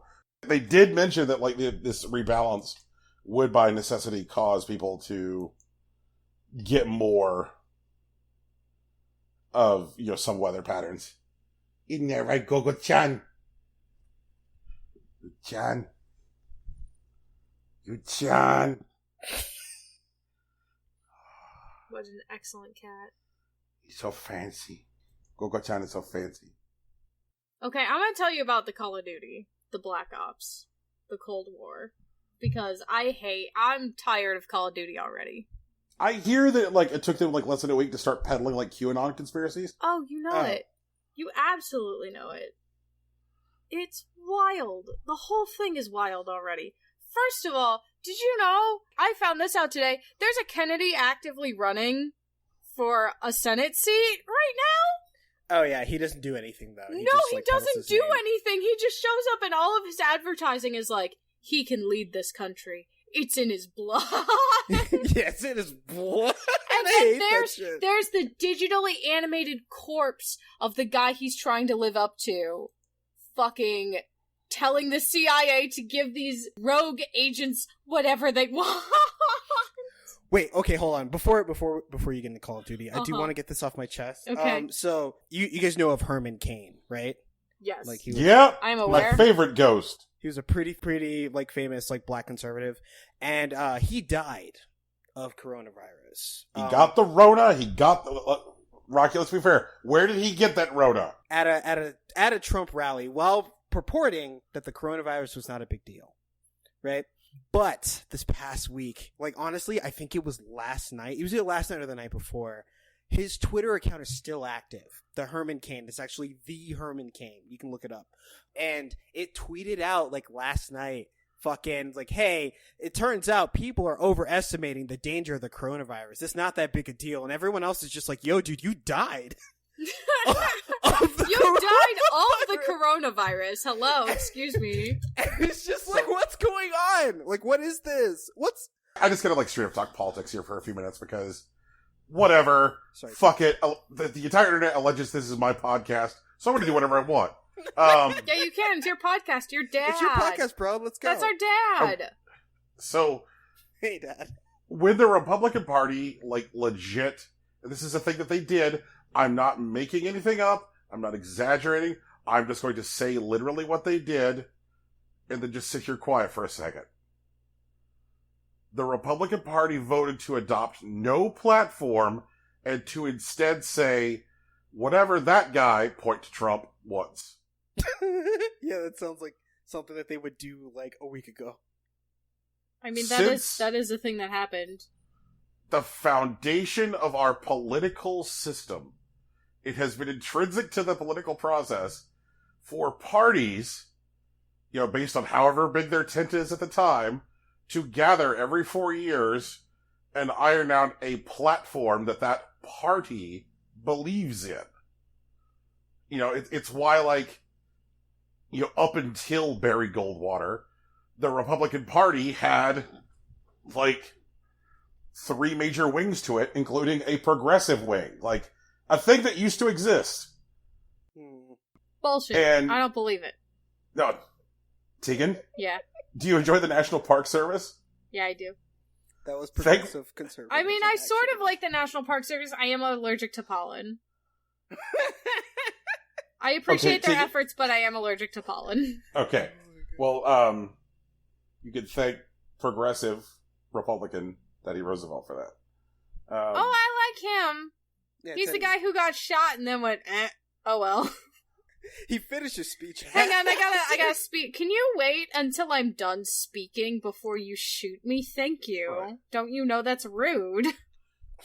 So, like, there's been this thing where for years, political parties would assemble and try and through bargaining and sweating and yelling and fighting and maybe some hugging, probably not any jerking at Louis C.K., but, like, you know what? Maybe there was. There was probably some jerking. You gotta remember who we're talking about. Okay, so, but the whole poop is that every 4 years, all the political parties, they come together and they iron out what their platform is. Here are the things that we officially believe as a party, you know? Like, that's why there's all these, like, famous, like, you know, platform debates whenever, like, we're going through, like, major social changes as a nation where, like, a party is exhibiting cowardice because they can't, like, fucking, like, just go, like, see Democratic Party most years, whereas you ask them to, like, acknowledge something which is basic human courtesy, they're like, I don't know, that might upset people who live in Omaha. Who gives a shit about Omaha? But anyway, but the Republican Party is like, you know what, we're not going to do any of that, we are not going to vote on the platform, there will be no platform, and they're like, we will also move to strike any motion that comes to the floor to discuss a platform. It will immediately be disbarred and stricken from the record. Our platform for the next 4 years is literally whatever Trump wants. That is the platform for the party. And I was like, my God, like, how can anyone, if you're not an actual fucking robot monster from the future, you are not a robot monster from the future. They're all Terminators now. You have to, legally, you have to tell us if you're a robot monster from the future. Like, if you're just like, let's say you're Ted Republican, right? You're like, you're Ted Republican. You mainly just go to work. You try and stay out of people's hair. You know, you're just like a guy, right? And then you come home from work one day last week. You pop the top off your beer. You're sitting in front of your couch. You're like, I'm Ted Republican. These dogs sure are tired. And you put your feet up. And your television tells you your political party has decided to throw out the measured debate of its constituency in favor of saying whatever that guy wants. Because if that guy then walked up there and is like, I want to fuck a Philly cheesesteak. That's on the platform. That is the platform. That's the platform now. The Philly cheesesteak fuckers. That's right. Exactly. That's the whole point, Rocky. Like, if he walks up there and is like, I believe the earth is flat and I believe that granite is made from pussy water. Like, then, guess what, guys? Guess what you have to try and carry water for now? You've got to like, well, you know, scientists are wrong about granite. You're like, that's where you are. That's where you are. I really hope they force someone. I hope fucking, it's not going to be McConnell. It's going to be some freshman, like senator or some shit. It but should be McConnell. I want it to be McConnell. I want it to be McConnell. No, I want it to be McConnell too, but like McConnell's not. He's gonna weasel out of it. He's gonna make some freshman senator stay on national TV, well, like fucking C-SPAN or whatever, maybe like Fox News, and says like, well, you know, scientists were wrong about granite, and you know, like someone needs to rein in these scientists, really get them to look out for the real answers. Like, yep, right. And I want to see a whole bunch of like right-leaning businesses. You know, a whole bunch of like catering to Republican businesses start selling like fucking like granite top counters and start calling them like Mother's Ocean counters or something. Oh like, God. Oh no, that's so gross. I hate it. Hey, you know, Brian, I'm not wrong. Brian, I hate that. I literally hate that. Could Brian, we not? You could be right, but I can still hate this. Like, I'm allowed. It's fine. You can hate it. Yeah, you can hate it, and I can be right. Like, it's. I don't want you to be right, though. I don't like it I when don't you're want to right. be right either. I don't like it when you're right, Brian. Clearly, But just we have to go on a journey to make Brian wrong. And I'm sitting there, like, in my fucking house, where I've been since fucking March, and I'm like, oh my god, like, I live in a world where a party has abdicated its responsibility to participate in political discourse in order for a fucking orange Dracula Brian! to talk the about... Republican Party doesn't have a responsibility for political discourse? Look who votes for them, bro! That's mean. I don't care. I'm sick of this shit, man! Ah! I'm exhausted. I'm tired. I'm so tired. Political discourse. Oh my god. I mean, there's no... and when I see these guys out there like Ben Sass, who's like, I'm Ben Sass. You can trust me because I'm a never Trump Republican. I'm like, Ben Sass, first of all, fuck you. First of all, thank you. First of all, fuck you. Second of all, if you call yourself a Republican at all now, like your party signs off on believing exactly one thing, which is whatever that guy says. So enjoy your fucking pussy water granite. Like, just, I'm a never Trump. You're like, you can't be both things. You can't not be both things. You just fucking can't. If the definition of Republican is currently that is their platform, that is it. That is it. That's it. They broke me. They fucking broke me. They just, whatever that one guy says. Are you serious? Because he has said some shit. You know what really sucks about Trump Republicans? I'm gonna not be controversial at all about it. Here's the thing that sucks about Trump Republicans. If I acknowledge, say, that, like, straight white man is the better gender to be, and I'm saying that straight white and man are all genders at this point, if I want to be a straight white man, they are gonna say no. And that's like, why can't I be the better thing? I want to be the better. I want to do better, like Melania says, and that means I have to be a straight white man. Can I be a straight white man, please? And they will say no. Melania specifically said be best. Be best. I want to be best. Let me be best. I want to be straight white man, please. And they say no, you cannot have penis. It's fucking lame. Honestly, Tegan, I think you could do it. I know we're a couple years removed from the full Android future. No, shit.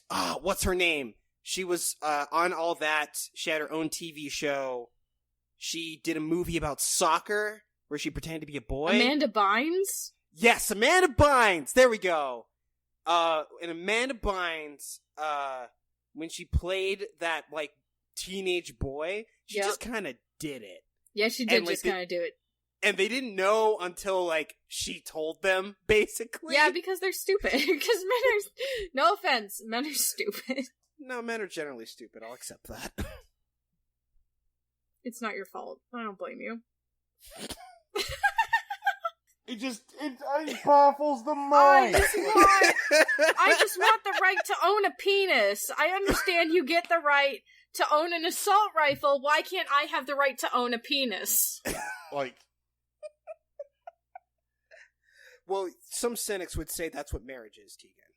Well, no, because the man does not have to listen to his wife.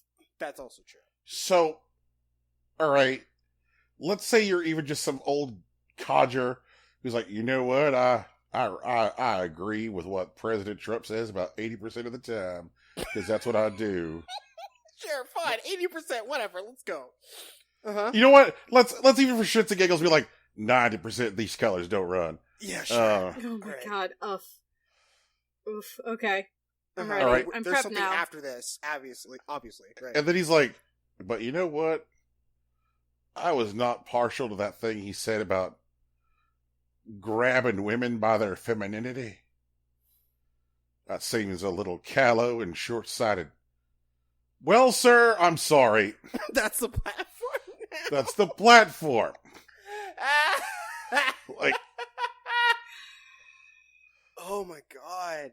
Man, I know Bannon's going to jail, but maybe Bannon was right when he said that they were going to rule for 50 years. Deeply terrified. But if they were right, I need to make some plans. I mean, there's all this shit that, like, what's amazing now is the narrative of this week's week of news reporting on the election is Biden's ahead by 10 points, but it doesn't matter. And it's like, all these people think that we're all gonna die. Biden's gonna lose, and Trump will anoint himself God Emperor. Yeah, no, So- I believe it. I believe Trump will anoint himself God Emperor regardless of whether or not he wins. Oh, man. Wait, hold on. This might have been what we've been training for, Tegan. Anime and, like, RPGs have been training us to kill God. I think we could do this. Oh yeah, we could do this. It's not hard. He's like, what, 70? We could do it. Oh, man. Brian, I need you to play Shimigami Tensei because our world may become Shimigami Tensei in a couple months, and I need you to be prepared. It's really important. I tried to play Shin Megami Tensei 4. It was one of the most exhausting things I've ever done. I mean, that's Brian, fair. is it more exhausting than living in the world we live in? No, but not by much. You know what? Fair. Oh, Yeah. man. Jesus Christ. Tegan, you were going to tell us about Call of We're Duty. fucked. No, we're just fucked. I just wanted to comment on how this is dumb. It's For sure. It's dumb. Yep. I'm tired of Call of Duty already. I'm not ready. I had to watch fucking CGI JFK or whoever the fuck Ronald Reagan. I be think. like, give these boys whatever they want. I know they're on illegal missions and I don't give a damn. And I'm like, is that the message we want to be given? But maybe, here's my thing though. Here's the problem. Maybe what we need right now is the Cold War Call of Duty. Specifically to say, hey, we know you love your guns and you want to serve your country. Russia's fucking us up right now, and maybe you should vote against that. Because they're bad in this game, and you don't want to vote for the bad guys, do you? Like, maybe Call of Duty will save America. I mean, that would be a thing on the weird timeline. I'm exhausted, and I can't believe I had to think about maybe Call of Duty will save America. Like, what the fuck? They'll Who teach you the history designed books, this Tegan. simulator? I just want to talk. I'm not ready for the timeline where Call of Duty saves democracy because it's decided that this year is the year that they announced that Russia is bad. Like, how do I explain this to my grandkids? Assuming I live long enough to have grandkids. Tegan, I think all of us, especially Brian, because like Brian's going to be older than us, but I think we're all just going to be crazy old people at that point. This can just be one of those ramblings that no one will ever understand. I think that's part of the course. I hate to tell you, we're already crazy old people. We're already there. I thought I had more time. No! Nope. We're out of time! Nope. Oh my god. Alright. Talking about being out of time, Mm-hmm. neatly segues to a movie I watched. Yay! What movie was it? Was it a good movie? It was a very good movie. It's called Bill and Ted Face the Music. Okay. Nope. Tegan, Yeah. we Go have ahead. parted ways on a lot of topics. I over know the we years. have. No, it's okay. Go ahead. But I are have- you? I actually are you- have nothing against Bill and Ted. I think they're goofy. I think the Bill and Ted movies are superb. Mm-hmm. Are like very, very well constructed. I love the fact that like within the first 5 minutes of the first Bill and Ted movie, that they deliberately put together a scene of dialogue which hangs a lantern on how ridiculous all time travel narratives are forever. When like Bill and Ted are having an argument about whether or not they need to make a triumphant video or get Eddie Van Halen. And they're like, oh, well, the reason we need a triumphant video is to get Eddie Van Halen, but we can't get Eddie Van Halen without a triumphant video. It's like, oh, time travel is nothing but causal paradoxes, lol. But like these movies have always had like a lot of heart. And like Bogus Journey Bogus Journey never tried to like be anything like Excellent Adventure. It was just like, all right, we're gonna do whatever the fuck we want. You know, True. they gave us even more money this time. You want to see Bill and Ted go to heaven and hell? Here it comes. This time we actually built the time machine. Ha ha! Like he's hanging out with a Martian who calls himself Station. It's great. Hanging out with Death, the whole bit. So like Bill and Ted Face the Music is like very much for like people who, like me, grew up on these movies and have now like reached a place in their life where, you know, like you're like, well, I haven't saved the universe. You know, like Bill and Ted are like grew up knowing this like prophecy about themselves that their music was supposed to like save the world, and are now like 50-ish, and their music has not saved the world. And like the adventure that they go on as a result of that, very good, very thoughtful and small story. Also very cute. Is introduced at the end of Bogus Journey. Bill and Ted, at the end of that movie, took 18 months to go do intensive guitar training. When they showed back up at the end of Bogus Journey, they had Bill S. Preston Jr. and Ted Theodore Logan Jr. You know, and they're like little baby Bjorns. We'll come to find out that, you know, because Bill and Ted are not necessarily the brightest. Right. That Bill S. Preston Jr. and Ted Theodore Logan Jr. are their daughters. Okay. Billy and Thea. And so there's like this B plot running throughout the film, which is Billy and Thea traveling throughout time to try and put together a backup band for their dads. Oh my god. And okay. And it is the most, like, adorable shit ever. Because, like, basically they're pretty much what, like, Bill and Ted were in Excellent Adventure. Which is, like, a bunch of, like, kinda goofy, likes music way too much, lives in the garage layabouts. So it's like, here's like, 23-year-old, 24-year-old, you know, Billy Preston and Thea Logan. And the way you can keep track of them is just, the hair color is swapped, like... It's like, oh, yeah. So, like, Ted and his wife had a blonde daughter, and so she's, she's Thea. Yeah, I understand that introduces some uncomfortable questions, Tegan. Okay. Uh-huh. Yeah. I know how genetics work, but okay. Well, their wives have opposing hair color, so it makes sense. Yeah, sure. That's exactly why that makes sense. Tegan? Yeah. Tegan? No, it's okay. It's okay. I'm with it. I will filibuster this shit. We are fucking that cheesesteak. No, we're not. I don't have the energy for that today. We can make that bonus content. Fair enough. We'll fuck a cheesecake for bonus content. I'll tell you what. I think that's important. Whatever. Yep. We'll fuck that cheesesteak for bonus content. I don't even know how that works, but it's going to happen. But, so there's this, like, whole plot where they're, like, running around and they're, like, getting, like, Jimi Hendrix and, like, Louis Armstrong and Wolfgang Amadeus Mozart to, like, join this band.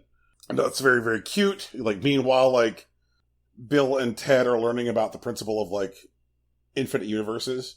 Like, oh, if we keep on going forward into the future, like, there's infinite possibilities as to, like, you know, how our lives could have gone. You know, that kind of thing.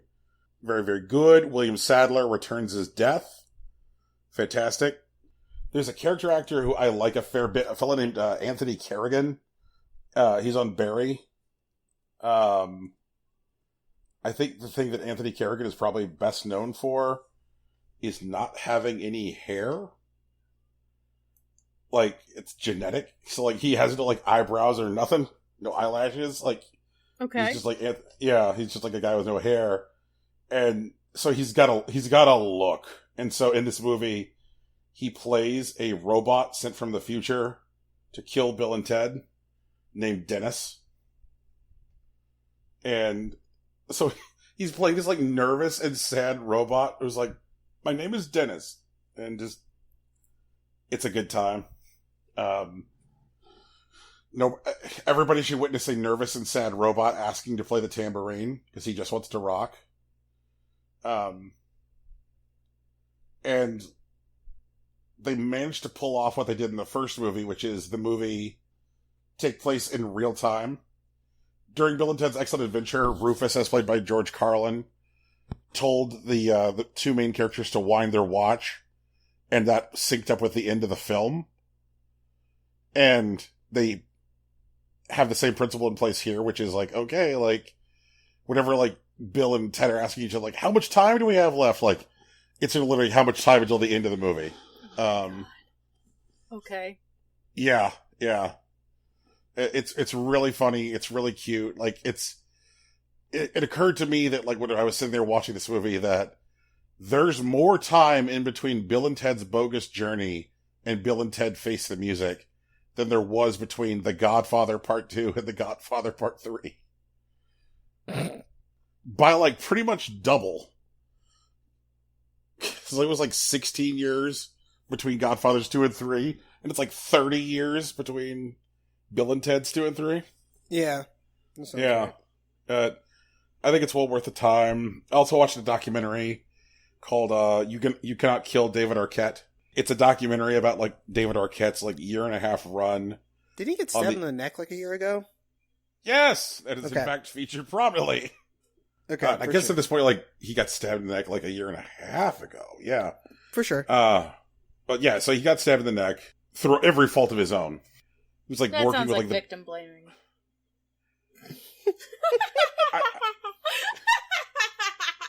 Sorry. Well, I think in the case of professional wrestling, where you're, like, supposed to be, like, following the instructions and the direction of your dance partner, so to speak, especially if there's somebody who's done it a lot more than you, then you're the one putting yourself at risk. Okay. Yeah. If the person who's, like, say, supposed to be cutting you with an open fluorescent light bulb tells you, don't move, because the part I'm cutting right now will look to bleed a lot, but will stop bleeding relatively quickly. You know? And if you move, I'm gonna actually fucking accidentally decapitate you. Exactly. There was a moment during that match between David Arquette and Nick Gage where David Arquette, like, grabs Nick Gage by the throat and, like, spins him onto his back and is, like, looming over Nick Gage. And it is the weirdest things to see because, like, Nick Gage, his gimmick is, like, this very, very scary guy. This, like, the guy who's, like, I'm the leader of the MDK gang, that kind of thing. And there's fucking David Arquette on top of Nick Gage. And the absolute look of terror in Nick Gage's eyes. Where he's like, this guy's fucking, like, off his shit. And I've got no control over whatever he does right now. Oh, okay. Yeah. For the most part, this is actually, like, a relatively upbeat, relatively, like, positive movie about, like, how getting involved in, like, the indie wrestling scene was healthy for David Arquette, how he stopped drinking and he stopped, like, doing any kind of drugs because he was just so focused on, like, training to be an indie wrestler. And, like, there's, like, this, like, outstanding sequence where, like, David Arquette, like, goes to, like, Tijuana, gets hooked up with some of, like, the lucha training scene down there, and it's just, like, hilarious to, like, see all these, like, lucha trainers that he can't communicate with at all for shit because he doesn't have any Spanish. And he's just, like, trying to mimic them, whatever. Like, they'll do something in training, and then he just tries to mimic it, and then, like, they've got subtitles for, like, what they're saying while they're watching, and they're like, yeah, he sucks. Like, oof. I don't know how much more time we can waste on this guy, that kind of thing. And how he spent so much time in Tijuana that, like, before he left, they, like, gave him his own lucha mask. They're like, yeah, you're one of us now. And he was, like, doing the stuff where he was, like, doing, like, lucha moves in the middle of the street and, like, running around, like, collecting money from, like, passersby in traffic. Like, you know, watch me do an arm drag, and now, like, give me 50 pesos, that kind of thing. Jeez. Yeah, and so, like, he had this like whole a video year game? He did, like, a video game in real life? Run around collecting rings? No? Okay.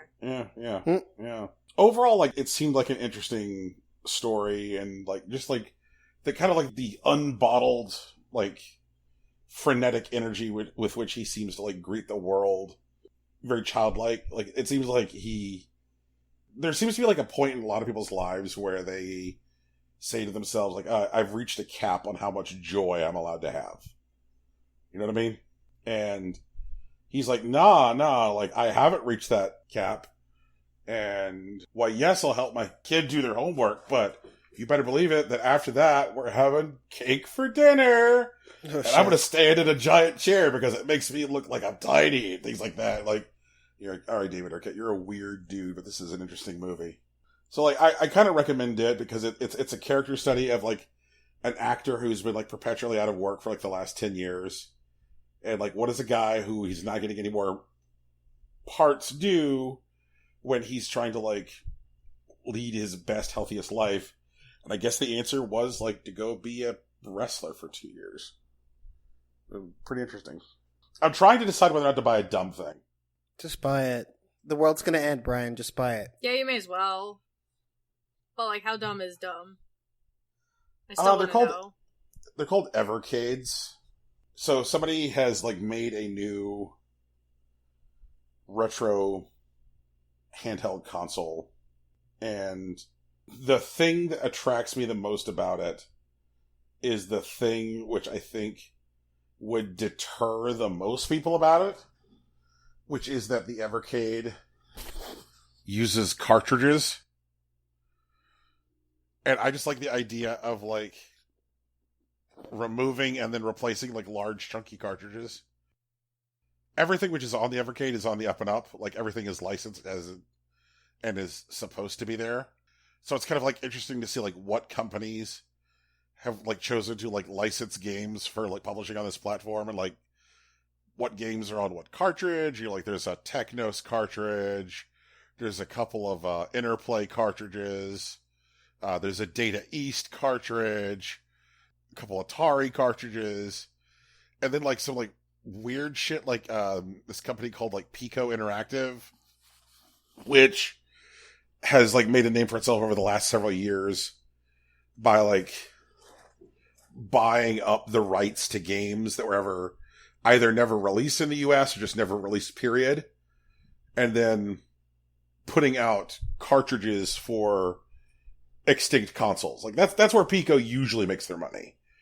But, like, they also made a compilation cartridge for this device, which features a lot of games that they have the rights to. Or Mega Cat Studios, which is a development company which creates new games using old dev kits. Like, they have a Genesis dev kit.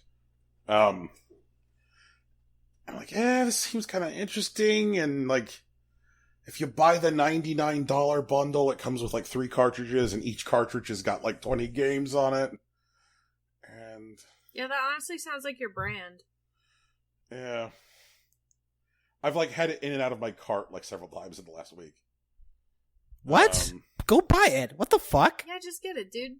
What's the worst that can happen? I suppose it's that. I don't know. Oh my god. What do you mean you don't know? Just buy it. If it's a bad decision, future Brian will show up and smack you in the face. That's how that works. Well, I mean, how about this? Brian, if you buy it and for some reason you don't like it, I'll reimburse it from you and take it off your hands. Okay. There we go. You heard it here first, folks. I also wanted to yell about Bella Thorne, but I don't know if anybody cares. Yeah, go for it. Yeah, Bella Thorne sucks. She should die in a fire. I hate her for what she did to sex workers everywhere. And rant. It's the official position of Impossible Coin that sex work is work and should be compensated equally, if not better, than most other jobs. Also, fuck Bella Thorne. All my homies hate Bella Thorne. Can confirm I am a homie and I hate Bella Thorne. Actually, I don't know if I'm a homie. No. I don't know if I'm cool enough to be a homie. Tegan, you're a homie. It's fine. I'm cool. Look, Mom, I'm cool now. Bella Thorne is coming to Smash. Bella Thorne is coming to Smash, and I will be the one smashing her face. with if my Bella fist. Thorne comes to Smash, I'm gonna start a stream like that dude who was like a Goku Slayer, and I'm gonna specifically make my stream about destroying Bella Thornes whenever I see her. Bet. Fuck yes. I'd watch that. Do we need to act on the assumption that there is somebody listening to this who might not know what the fuck we're talking about? Yeah, Like, let's do that. Just Okay. You can do the thing. It's your thing. I'm just stating my All right. position. so for those of you who don't live on Twitter, Or OnlyFans. True. I think you could conceivably have been using your OnlyFans and never even encountered Bella Thorne. I mean, probably, You know. but you know. Yeah. Okay. So let's say you're one of those people who doesn't live on Twitter or OnlyFans. Bella Thorne is a lady who I think got famous for being a child star or She something was like on that. Twilight, I think. Isn't Bella the name of the main fucking character in Twilight, you idiot? Bella is the main character in Twilight. But she has appeared in numerous feature films such as Alvin and the Chipmunks, The Road Chip, Infamous, and Amityville: The Awakening. But she's best known for her role as Cece Jones on the Disney Channel series Shake It Up. Oh, that's embarrassing. Oh. Yes. All right. Okay.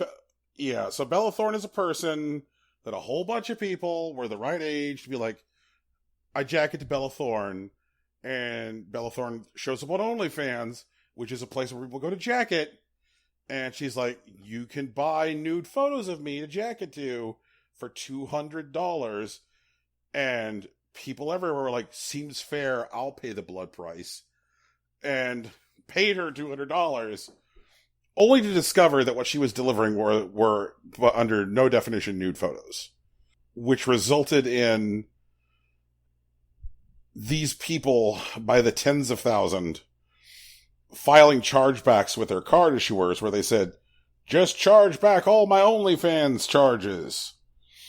Now, OnlyFans works a lot like, say, eBay, meaning that, like, you're not purchasing from, like, a single monolith called OnlyFans. You're purchasing from, like, an individual, like, small business owner. And OnlyFans just kind of functions as the payment service provider for those small business owners. So when you call up your card issuer and say, charge back all the OnlyFans, you're not just charging back Bella Thorne, you dumb motherfuckers. Like, you're also charging back anybody else you've bought material from. So this has resulted in, like, some, like, real world ramifications because the amount of chargebacks that OnlyFans appears to have received exceeds whatever collateralization they had sitting around to fund chargebacks. And so as a result, they have increased the reserve time that is imposed on their small business owners before they get paid out. Your funds are no longer reserved for 7 days. Your funds are now entirely reserved for 30 days. They've also decreased the maximum size of an individual tip you can receive and the maximum price point you can set for pay-per-view content. And there were a lot of people in this world who turned to OnlyFans specifically as a platform, like back in March, when there were a whole bunch of people out there who were like, hey, I just lost my job at the Piggly Wiggly because we're in a fucking pandemic. That was a place where people could go and, like, make ends meet while still being mindful of things like their childcare, like, needs. And to be clear, you're referring to OnlyFans and not the Piggly Wiggly. That is correct. Okay. Yeah. And also, like, sex workers who don't normally, say, primarily work online, people who are normally working in, like, face-to-face conditions, also turn to OnlyFans for a variety of reasons. You might have a sex worker who's like, hey, I've got Crohn's disease, which means that I'm immunocompromised, meaning that if I'm around, like, an airborne illness, I might die. And so, like, you've got a whole, like, variety of people who are making an influx into this platform in the last 6 months. And, like, we could talk about the ethics and the shittiness of OnlyFans at another time. But the important thing here is that this was an existing platform for existing sex workers, which had become an even bigger and even more important platform because of the pandemic. And along comes this shithead who baits and switches to the tune of $3 million total. And then, like, her first response is, like, it's all right, I'm making a movie. You heard she's not even making the movie, right? Yes. Like, that was also fake? Like, what petty and shitty crime can we commit where we just say, like, we're making a movie? Now, like, it should just be fraud. Like, we do not try... I think we do larceny, for sure. Yep. Larceny is like, hey, guys, it's cool, we're making a movie. It's okay. It's okay, man. We're already in talks on the rights here. I think in the worst end of the spectrum, I think we could get away with arson. Not get away, but like, we committed arson, but also, we're making a movie, so it's fine. Making a movie. It's not really arson, because we're making a movie. I'm not burning down a house, I'm building up a dream. Right, exactly. You got it. Yeah. That's how we market it. Right. And so then she, like, published this, like, incredibly, like, weak sauce, half-assed apology to the sex workers of OnlyFans. But, like, it is the most, like, I have already crashed my oil tanker into this fucking family of pelicans kind of thing. It just... It's like, what are you talking about? Like, the only possible solution to this, Bella Thorne, is if you give all the money back. Right. If you give all the money back and you're like, hey, OnlyFans, I destabilized your ecosystem. It was me. I'm sorry. Here's all the money. The thing is that, like, at that point, like, that still doesn't fund all of the chargebacks, but it does mean that the chargebacks are closer to, like, what OnlyFans forecasts are for any given quarter. Mm-hmm. Just, Jesus Christ, like, oh, well, I'm sitting down with OnlyFans. Like, what do you mean you're sitting down with OnlyFans? Like, because OnlyFans has a position that they need to mitigate their risk position, and the only way that they can mitigate risk position is by holding on to more money longer and applying greater scrutiny to every transaction. And the only reason that they're holding more money longer and applying greater scrutiny to every transaction is because of the choices you made. What is talking to them going to do? Like, there's nothing that you can say to them which changes their risk position. Like, I don't think her sitting down with OnlyFans is about mitigating their risk. She's trying to not get sued. She should absolutely be sued. No, I agree with you. But, like, you know, I'm just saying, like, that's what that sounds like to me. If Bella Thorne's sitting down with OnlyFans, it's not because she's trying to make things better with OnlyFans. She's trying to not get sued right now. Oh my god. I'm just trying to picture the Bella Thorne class action lawsuit. Oh, I want to see the Bella Thorne class action lawsuit where OnlyFans joins in with the people who bought those photos. That's what I want to see. You know what? Actually, I don't want them in the same class because I know how that shit usually goes. Which is that, like, all those guys are going to get, like, a fucking $12 coupon to Arby's. And then, like, OnlyFans gets the real money? Yeah. To recap, fuck Bella Thorne. All my homies hate Bella Thorne. Fuck her. Feed her beans. Don't feed her beans. You don't have to feed her anything. You don't have to feed her anything. She fucking left with like $2 million. Yeah, I know, right? What the fuck? God damn it. I want to see Bella Thorne, like, scorched by, like, the Better Business Bureau. I want to have, like...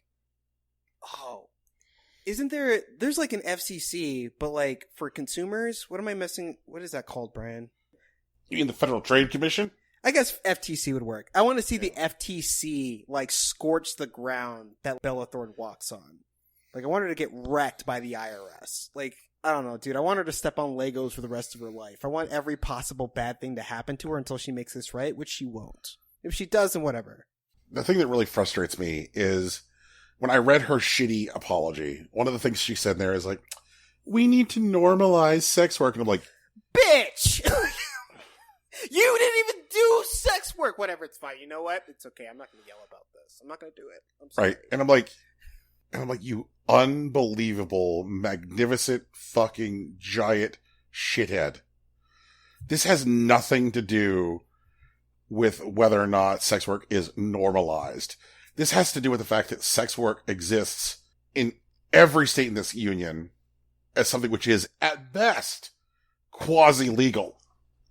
Which pushes sex workers between shitty choice A and shitty choice B and just stuffing it under the mattress as far as, like, managing their cash flow, because of the reduced available options for payment service processing as soon as you say, the reason I need payment service processing is sex work. It's something where, like, there's already not really much in the way of, like, good choices available if you're being open, honest, and direct with your payment service processor. If you say your payment service processor, why, yes, I need payment service processing because I am a sex worker and I exchange funds for sexual gratification. They're like, that's great, awesome. Here's a trifold brochure for offshore payment processing. They'll process your transactions for a scant 35% per each transaction. Jesus.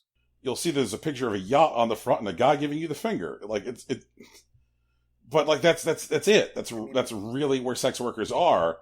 And so when she's talking about normalization, I'm like, you've put the fucking cart in front of the horse. You incredibly entitled piece of shit. Like, this has to do with criminality. This has to do with the weird gray zone that sex work lives in virtually every quarter of this country. And for you to be like, ha ha, I've destroyed one of the most resilient pieces of your incredibly fragile economy. It's just like, it's so selfish. It's so heartless. Like, how can one be obsessed with themselves so much while at the same time having no awareness of self? It'd be like showing up somewhere and like just destroying acres and acres and acres of land and then being like, we need to talk about climate change. It's like, you are literally just out here like mining the fucking surface. Like, you cut down 20 acres yourself. Like, we need to talk about climate change. What are you doing? That's Bella Thorne. Fuck her. God. Jesus. I'm dying. I mean, we're all dying. Ugh. Speaking about dying, Tegan, you played a video game? I did play a video game. I played a video game called Among Us. Mm-hmm. It is for between like 3 to 10 players. Really, it's like 4 to 10 players, and it's like 1 or 2 imposters, and everyone else is a crewmate, and you're trying to repair a spaceship, or like, not a spaceship. Like a spaceship. Like the International Space Station sort of thing. Mm-hmm. And the imposters can crawl around in the vents, and they're actually aliens, and they kill people. And the crewmates have to repair all the things before the imposters kill enough people. It's werewolf, or mafia, or whatever you want to play. But, I'm both very good and very bad at lying, apparently. It turns out I have a very high charisma score. That's the only way I can explain it. Because I can be telling the truth, and I can be telling a lie, and, a lot of the people that I've been playing with Alex and his brother and, like, our D&D friends, and it's hit or miss whether or not they figure out I'm lying. Which is fun. And also I'm dumb and I forget things that happen as soon as they happen.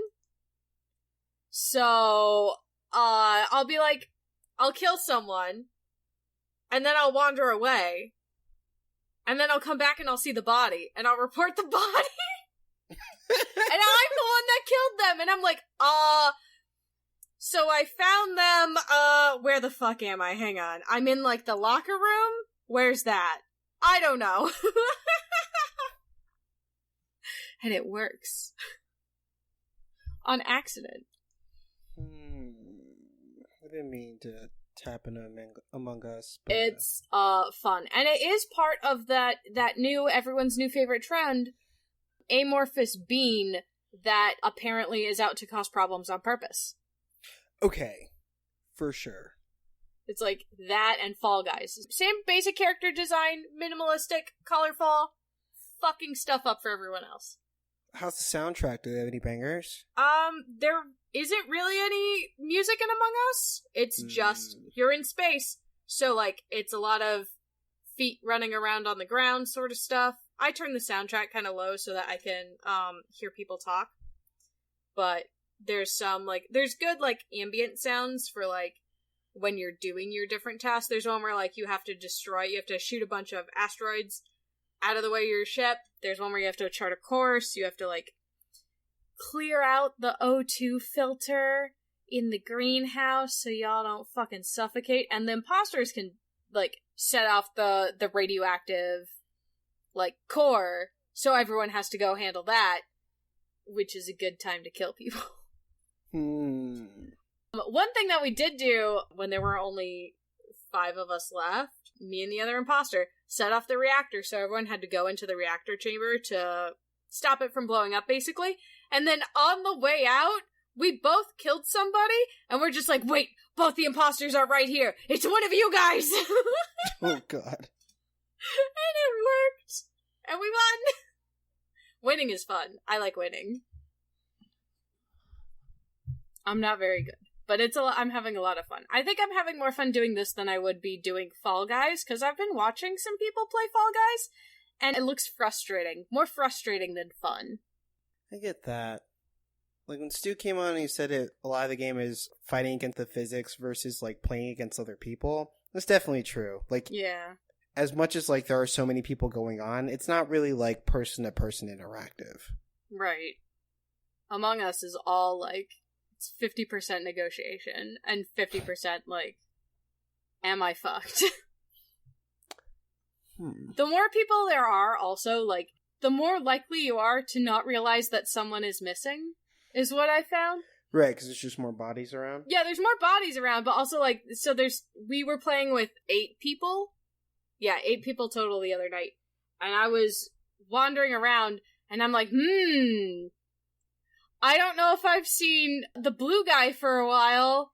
I wonder what that means. Is he dead, or is he a murderer? Like, one of the two, and maybe it's neither.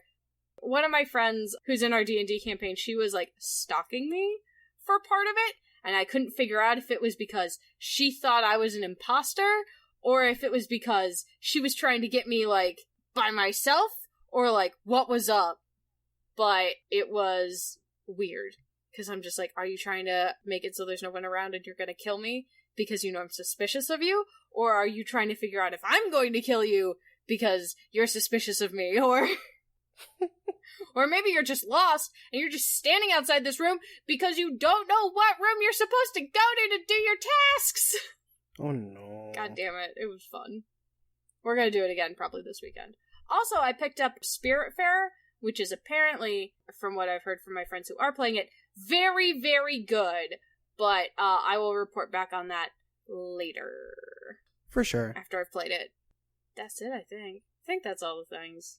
Yeah, guys, that's the show. Yeah, No, I'm kidding. I'm playing through Horizon again. This time I'm actually going to read all of the story plot instead of skipping, like, most of the exposition. Whoops.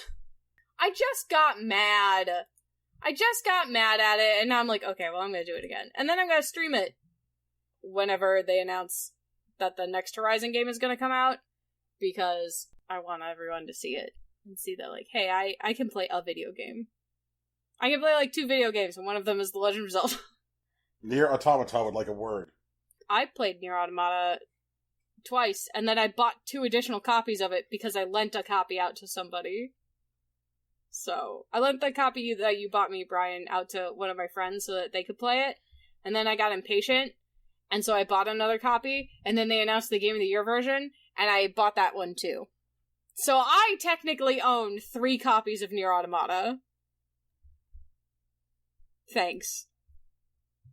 When the next Nier, I gotta get a PlayStation specifically because I don't know if the next Nier game is gonna be a PlayStation exclusive timed release and then Xbox later or not. So if I get the PlayStation, it's just gonna be there. We'll figure it out. Either way, I'm gonna have the console it comes on, so... Am I right in thinking that we haven't even done news yet? We have not done news yet. And we are... 2 hours in. Yeah. We're supposed to be doing the news. We are supposed to be doing the news, Guys, but, like... I am fucking dying. Like, I don't know if you guys think I'm serious or not. Like, I cannot... I literally have not gotten out of my bed today because of the amount of physical pain I'm in. Oof. Okay, like, so... that is why I'm from the work laptop today. Brian, I know that this is your podcast, but I'd like to make an executive decision and just end the show here today. Okay. We can just not do news. That's fine. Yeah. So, hey, everyone. This is the show. We do it every week. It's called Impossible. Wait, no, that's bad. I don't care if I hurt. Brian, I'm going to edit this out. They're not going to hear you like... It still doesn't make it not bad. Oh, fuck. Ow. Fuck. Ow. Brian, I appreciate it, but look at what we're dealing with, man. You gotta make a statement. You gotta draw a line in the sand, man. You gotta ask yourself, what am I willing to put up with today? Not fucking this. They didn't even have a platform. You didn't even have a platform? It's okay. So, guys, you can find us wherever podcasts are found. Tegan, tell them about the girl list.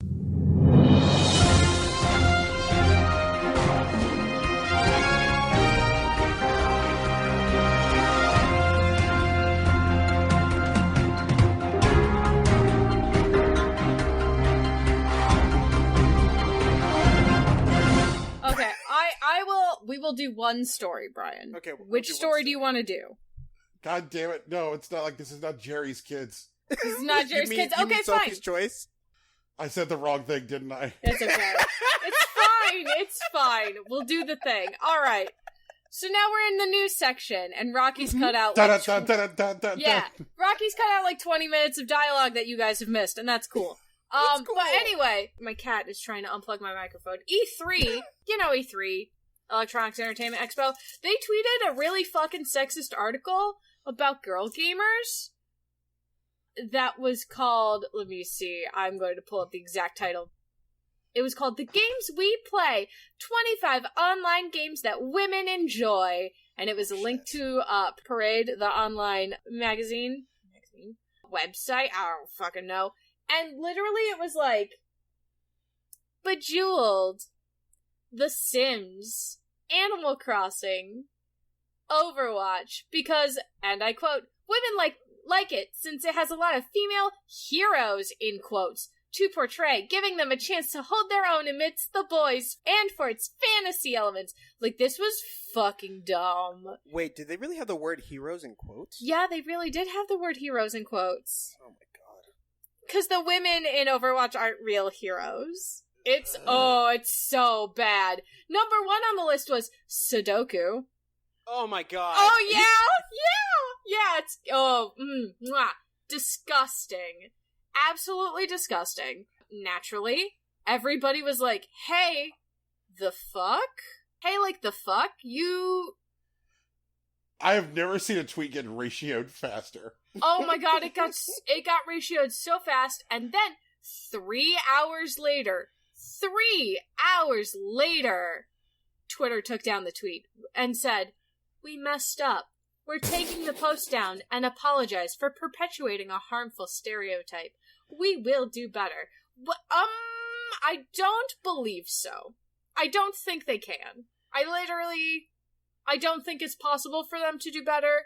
I think I can safely expect more of the same from E3, and it's at this point that I would like to propose that I take over E3 as chief marketing director for Impossible Coin. Okay. I think I can also take over E3 successfully. Do you even like Los Angeles? No, I hate it. It's perfect. I don't actually know anything about Los Angeles, so, like, it's cool. It'd be fine. It's expensive. It's always summer. I know that. That's all you need to know. Anyway, so that was a thing. And here's the thing. So originally, when we first found this, the article from Parade was archived, right? Because Parade, of course, took the article for it down. So now, the archive post of the article has also been deleted. Oh my god. So this article, this shitty article, is just gone from everywhere now. Oh my god, I need to find it. Oh, if I find it, I'll put it in a PDF. It was so bad. I was gonna sit here and go through all the games and fucking roast their choices. Wait, hold on. Dumb. Tegan, your archive link still works, and I'm just realizing... Yeah, it goes nowhere. No, I have it. It's like ow, shit. Yeah, right. You click it, you open it, it loads, and then it says, this site can't be reached. No. I'm looking at it. The number one says Sudoku, but they actually spelled Sudoku wrong. It's actually spelled Soduko.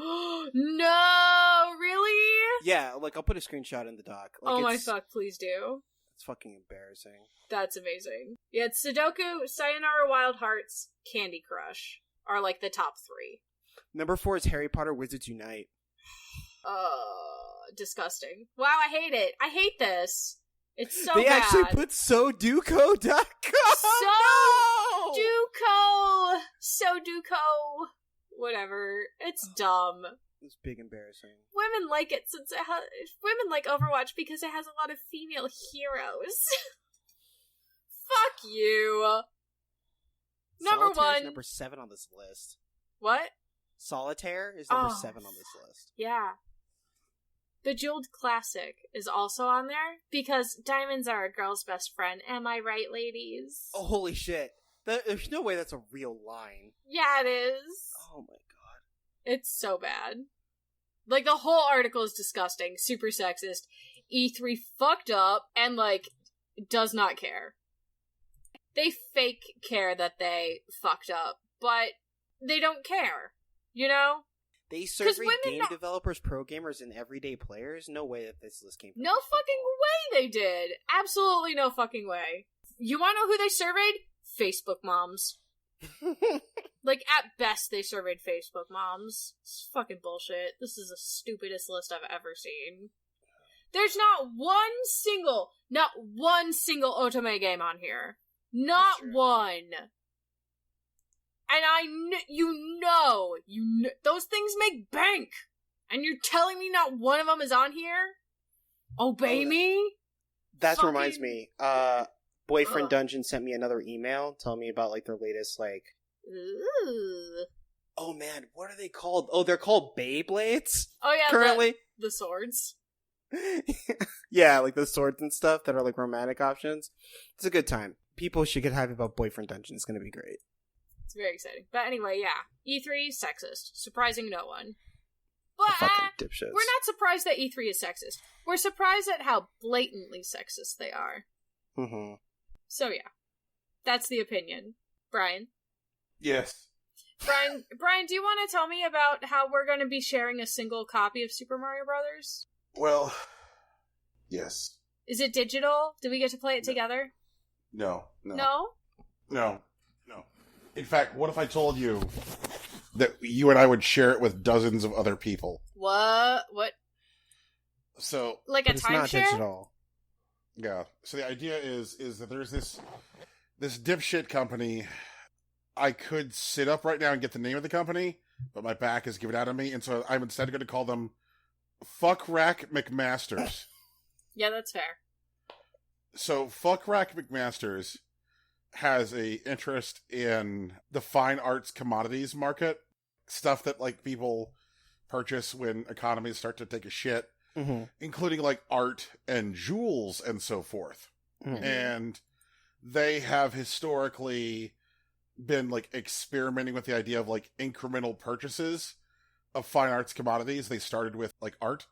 And so the idea is, like, well, Fuck Rack McMasters was like, well, what if we purchased this pristine hang tab copy of Super Mario Brothers, and if you don't know what the hang tab Super Mario Brothers is, and you've listened to this show for 3 hours, I'm not sure who you are.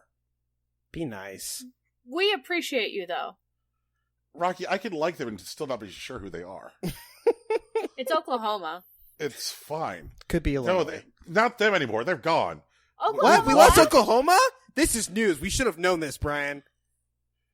Guys, it's a pandemic. You're already under a lot of stress. Like, Oklahoma, come back. What did we do? Oklahoma! I don't know if they're into all that fucking ostrich talk. Oh no. That's fair. Some people would have been put up with the ostrich talk.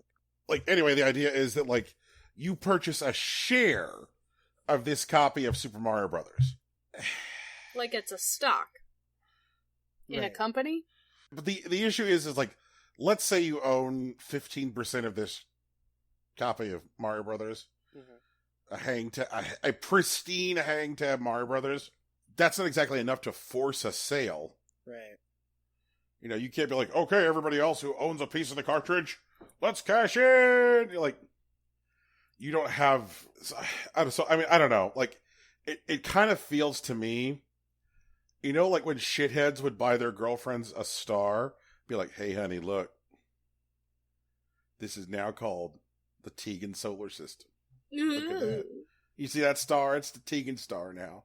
How romantic. And you're like, this is a piece of paper that effectively does nothing. Like, there is no Tegan star system. I feel like this is a case of the same thing. This is a piece of paper that effectively does nothing. Like, I own 10% of this copy of Super Mario Brothers. What can I do with it? Can I sell just my interest in the cartridge? Because here's the thing, is that, like, while there is definitely a market out there for a pristine copy of Super Mario Brothers with the hang tab, that's a real market, as evidenced by the recent public sale of one of those for $108,000. What kind of market realistically exists for partial shares of a cartridge? I see. Okay. Yeah, that doesn't work. Yeah, you start to run into, like, the timeshare problem, where it's like, who doesn't want to have, like, a lovely little getaway in Sedona, but who wants to, like, pay endless bills and maintenance fees for a place they can go one weekend a year in Sedona? Like, right. At that point, just rent a hotel. Fuck. Right. I would call this news which is weird and dumb and not terribly toxic, which I guess means it's better than 90% of our banter this week. So... What? I watched Agretzko Season 3. Like, relax. Okay, I guess I'm just being dragged down by Bella Thorne. Yeah, dude, fuck That's Bella fair. Thorne. Nobody help me say Bella Thorne. Okay, so, there's a video game. It was developed by Frogwares. It's called The Sinking City, and it is leaving Steam. Why is a little complicated. So, based on the reports from Frogwares, they have been in a legal battle with a company called Big Ben Interactive, also known as Nacon, regarding The Sinking City. When they were developing the game, they signed a contract for a licensing agreement with Big Ben Nacon. In exchange for financial contribution for the development, they gave them the rights to sell and commercialize the game on 4 platforms: Xbox One, PS4, Steam, and later the Epic Games Store, right? Mm-hmm. So this is an important distinction to make right now. They weren't selling the game to Big Ben Nacon. They were just simply giving them the right to sell it on these platforms. They just said, hey, you can market this and sell it for us, basically. Right. Exactly. Okay. And the condition of the deal is that they would have this right in exchange for payments, which they negotiated in lockstep with particular production milestones. And then they would have like a revenue share for however many copies they ended up selling. Over time in production, Big Ben Interactive / Nacon, they fell behind on their payments. On average, according to Frogwares, they say that they missed their payment dates by about a month and a half on average. Ugh. Over time, they stretched that certain payments were behind hundreds of days. It seems at some point, Big Ben Interactive / Nacon tried to like circumvent Frogwares on their IP. They hired a separate development firm, and then they demanded the source code for the game from Frogwares. And then Frogwares said, no, that's not our deal. And then they stopped paying Frogwares. Uh-huh. In June of this year, June 27 to be exact, Sinking City came out on Xbox One, PS4, and the Epic Games Store. And when it was released, they received a letter from Big Ben Nacon that the milestones that were previously approved are being canceled, which means now Big Ben Interactive / Nacon are going to keep all the profits from the game as it sells. That doesn't seem right. Right. Which is why, a month later, they filed a lawsuit against Big Ben Nacon. Once they filed the lawsuit, they started getting income reports from, like, Steam and whatnot. But they were, incomplete. They're clearly missing information. They're not really above board. They're just probably, like, responding to some sort of subpoena. Right. Frogwares isn't sure if they can trust these numbers and, by extension, figure out how much money is actually due to them based on these sales. And so one of the things that they're doing is that they're basically stepping around Big Ben Nacom. They're telling Steam, this is our game, take it off your platform. And they're working to do the same thing on Epic Game Store. You can still buy the Sinking City. It still exists. You can buy it directly through their website. And it's still going to be on the console platforms for the time being. Interesting side note, apparently there was a tabletop version of the game, the Sinking City RPG, which was produced and put out to sale without telling Frogwares. Frogwares had no idea. And it actually features the wrong copyright notice, which is also a bit alarming. In addition, Big Ben Nacon has also been trying to buy up older properties like the Sherlock Holmes games that Frogwares has produced on like different platforms, and Frogwares had no idea. Really weird. Don't know what they're really doing, but it looks gross. Yeah, it sounds like 50 Shades of shitty behavior. True. So, hopefully Frogwares gets this figured out, because I know there was also a bit of an issue with Frogwares trying to get the Sherlock Holmes games out and working with Focus Home Interactive. But I'll keep an eye on it. On the plus side, Alex and I have a physical copy of The Sinking City. Hey! Yay, physical copies! That is one boon to physical media. Yep. And Epic is... And they continue to saucy massive like Apple and Epic pumping each other's slop hole until they actually sit in front of a jury continues. This time, Apple's like, well, fuck you. How about we disable your developer support account so that way you can't support Unreal Engine on any Apple platform. Oh, Jesus. Fuck. Really?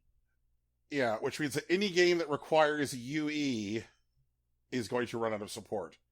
And that includes anything on iOS, anything which is... So anything optimized for, like, iPhone, iPad.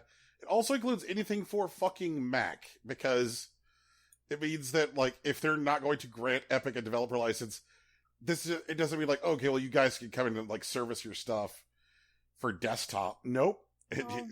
God, what the fuck? There was also some, like, leaks about a week ago, which I realize may sound like, stale bread at this point, but, like, hey, fuckers, like, give us a break. We were bringing you 3 years in a row of Dave Lang, so I think you can forgive some of these hot takes for being slightly cold. That, like, somebody leaked that Epic approached Apple for a special deal prior to, like, just putting the checkout directly button in Fortnite and like pressing the fuck you nuclear explosion lawsuit button. Right. And it's like, of course Epic approached Apple for a special deal ahead of time. Like, of course they did. Like, because it's to Epic's fucking benefit if everybody else was under the thumb of, like... Right, of Apple's thing. Right. And that's the thing which, like, I think I found so surprising is the number of people wandering around the internet being like, I had no idea that, like, Epic was just in this for themselves. Like, are you fucking kidding me? What do you mean, like, you're surprised that Epic's just in this for themselves? Like, do you think that, like, Epic summers by the capes and helps all the starving children? Like, Epic is a large, publicly traded electronics... billion-dollar corporation. Yeah, like, they do not give a shit. There are no shits given. None. Ugh. In summary, this is Impossible Coin. Go fuck yourself. Probably not that last part. I'm still interested to see where this is going. Like, I had to explain this situation up until now for my dad the other day. Because he was like, so what's going on in this mobile Apple thing? The leak stuff makes it feel grosser, but also, like, I'm not surprised at all. Right. I do think this is going to be settled with some sort of backroom deal that we're not really going to know about. Oh, yeah. Oh, for sure, for sure. I am interested to see if this is the beginning of, like, what will be the surrogate for the console wars. The console wars are over, for anyone who didn't know. Yes, the platform wars are here. Yeah. Right. And, like, we have new players in the platform wars, of which include both Apple and Epic. And, also Google. They're around. They're doing stuff. And so I'm interested if this is a catalyst for this, like, new generation of brand loyalty. I mean, there'll probably be, like, you know, the OG hipsters who have always been with Apple, or, like, the people who bit onto, like, Google when they started doing more than search engines or whatever. But, like, I'd be interested to see if this is where all that energy goes. Because, like, the platform wars only were to, like, the benefit of platform holders. They weren't really manufactured by them. And I'd be interested to see if the new platform holders are interested in harnessing that energy. However this ends. Yeah. Ugh. I think we're back at our regular time next week. I don't know what that looks like. But I do think that next weekend is Labor Day weekend, so... Oh, shit, that's right. Yeah, you know, but please stay home, stay responsible, get some rest, you know. Hug the people you live with. Oh, man. You don't. I just realized, I wonder how the pandemic's going to affect cuffing season. Oh, because we've kind of been in a long-term cuffing season, haven't we? Yeah, like, definitely, like, not online dating, but definitely, like, swipe apps and, like, social media has, like, taken on, like, new people. Like, I don't think, like, Tinder's complained about it or anything, or even Bumble. But they definitely, like, seen a new rush of activity, and I wonder if that's going to escalate going into, like, what should be cuffing season. Especially since we're not going to get that big party weekend that Labor Day usually, like, serves as before people, like, you know, try to settle down for the colder months. Right. Right. Well, I am settled, everybody. That's the important part, Brian. Sure is. Rocky, take us home. Yeah, so I said the other stuff. Possible Coin every week. Podcasts are found iTunes, Google Play, Stitcher, Spotify, and SoundCloud. Fuck SoundCloud! Thank you. Speaking of SoundCloud, our friend, kid brother, Big Sach, is on SoundCloud. He made the music at the beginning and end of this program. You can find him at soundcloud.com/BigSachNJ, or hit him up on Twitter at Hillary_Swank. I really hope he never changes that app because I'll have to learn the new one and I have a rhythm going. But anyways, here we go. We also have a logo. It's also on a t-shirt. It was designed by Lauren Moran. You can find her on Twitter at Lauren Moran, and she also has a Patreon. So consider throwing her some money because she does the good work. We also have a Patreon. It's patreon.com/Impossible Coin Podcast. Not Impossible Coin. We'll figure it out. It's a long story, whatever. But there you can find our show docs, our bonus content like watch-alongs and other audio essays, and maybe why I'm probably going to build a PC in this new console generation. But you can also get at us on social media. Brian's usually on Facebook, maybe moving to Instagram. I'm on Twitter. Tegan's on Tumblr. It's all Impossible Coin. No dashes, underscores, or X's or anything like that. If you see one of those, let us know. We will deal with them. But that's us. And there was a piece of art that we didn't get to do what we really wanted to do with it, which was to sell shirts, which was a shame. Oh, yeah. Shout outs to Nintendo. But I am in the process of doing something stupid. You're getting it tattooed. No. Oh, damn. Oh, God, that was Tegan, amazing. I have not gotten a new tattoo in over 15 years. I didn't know you had any tattoos. Wait, maybe I did. Brian did mention that he had tattoos in the past. I continue to forget this information. It's new every time I hear it. Yes, Tegan, my upper left arm, my upper right arm, a quarter of my back, and my entire lower left leg are all tattooed. Huh. Neat. Yep. Neat. What are you doing? I always went with the philosophy of, like, with tattoos, if you ever have to go to court, still be one of those people where you're like, I didn't know you had tattoos. Gotcha. For sure. Yeah. I'm currently talking about getting 3 different cookies designed. A Brian-themed cookie, a Rocky-themed cookie, and then a Tegan-themed cookie. I'll take a dozen. Huh? I want a dozen of these cookies. Please and thank you. Well, Rocky, that may end up being expensive, depending on which one you would go with. I understand. Yes. Then the idea would be that the individual animals that appear in the art would appear on the wrapper for these cookies. Cute.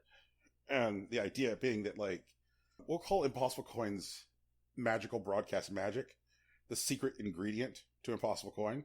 For sure. Right. And so, like, you would have for, like, the Tegan cookie, what I'm ideally looking for is a orange cookie, which has 0 milligrams of broadcast magic in it. Yeah, I appreciate that. I have no broadcast magic, but I do only eat orange food exclusively, so that works out double. Right. Then I was thinking that, like, Rockies could have, like 175 milligrams of broadcast magic in it. That is generous. Yeah. And I was, like, thinking, like, I should try and, like, find some kind of, like, Southwest flavor, which is also, like, appropriately sweet. Oh, I can help with that. I mean, it could just be like maybe instead of like a straight up cookie, it could be like a pan dulce. Okay. Yeah, we'll talk about it. And then the idea for the last one was I wanted to do a cereal bar for myself. So that way I could have Raisin Bran as Not Your Friends. Oh my god, that's great. That's a good pun on its own. And just ensure that it has, like, 500 milligrams of broadcast magic in it. And just see how people go for that. But if that happens, I'll let you know. Obviously, I will. If that happens, I'll include details on, like, how to get at those cookies. That means we really got to get Pran on Instagram, but that's a whole other thing. That reminds me of a phenomenon of YouTube content, which we will discuss on another episode. All right, well, thank you, everybody. Peace. Bye. Later.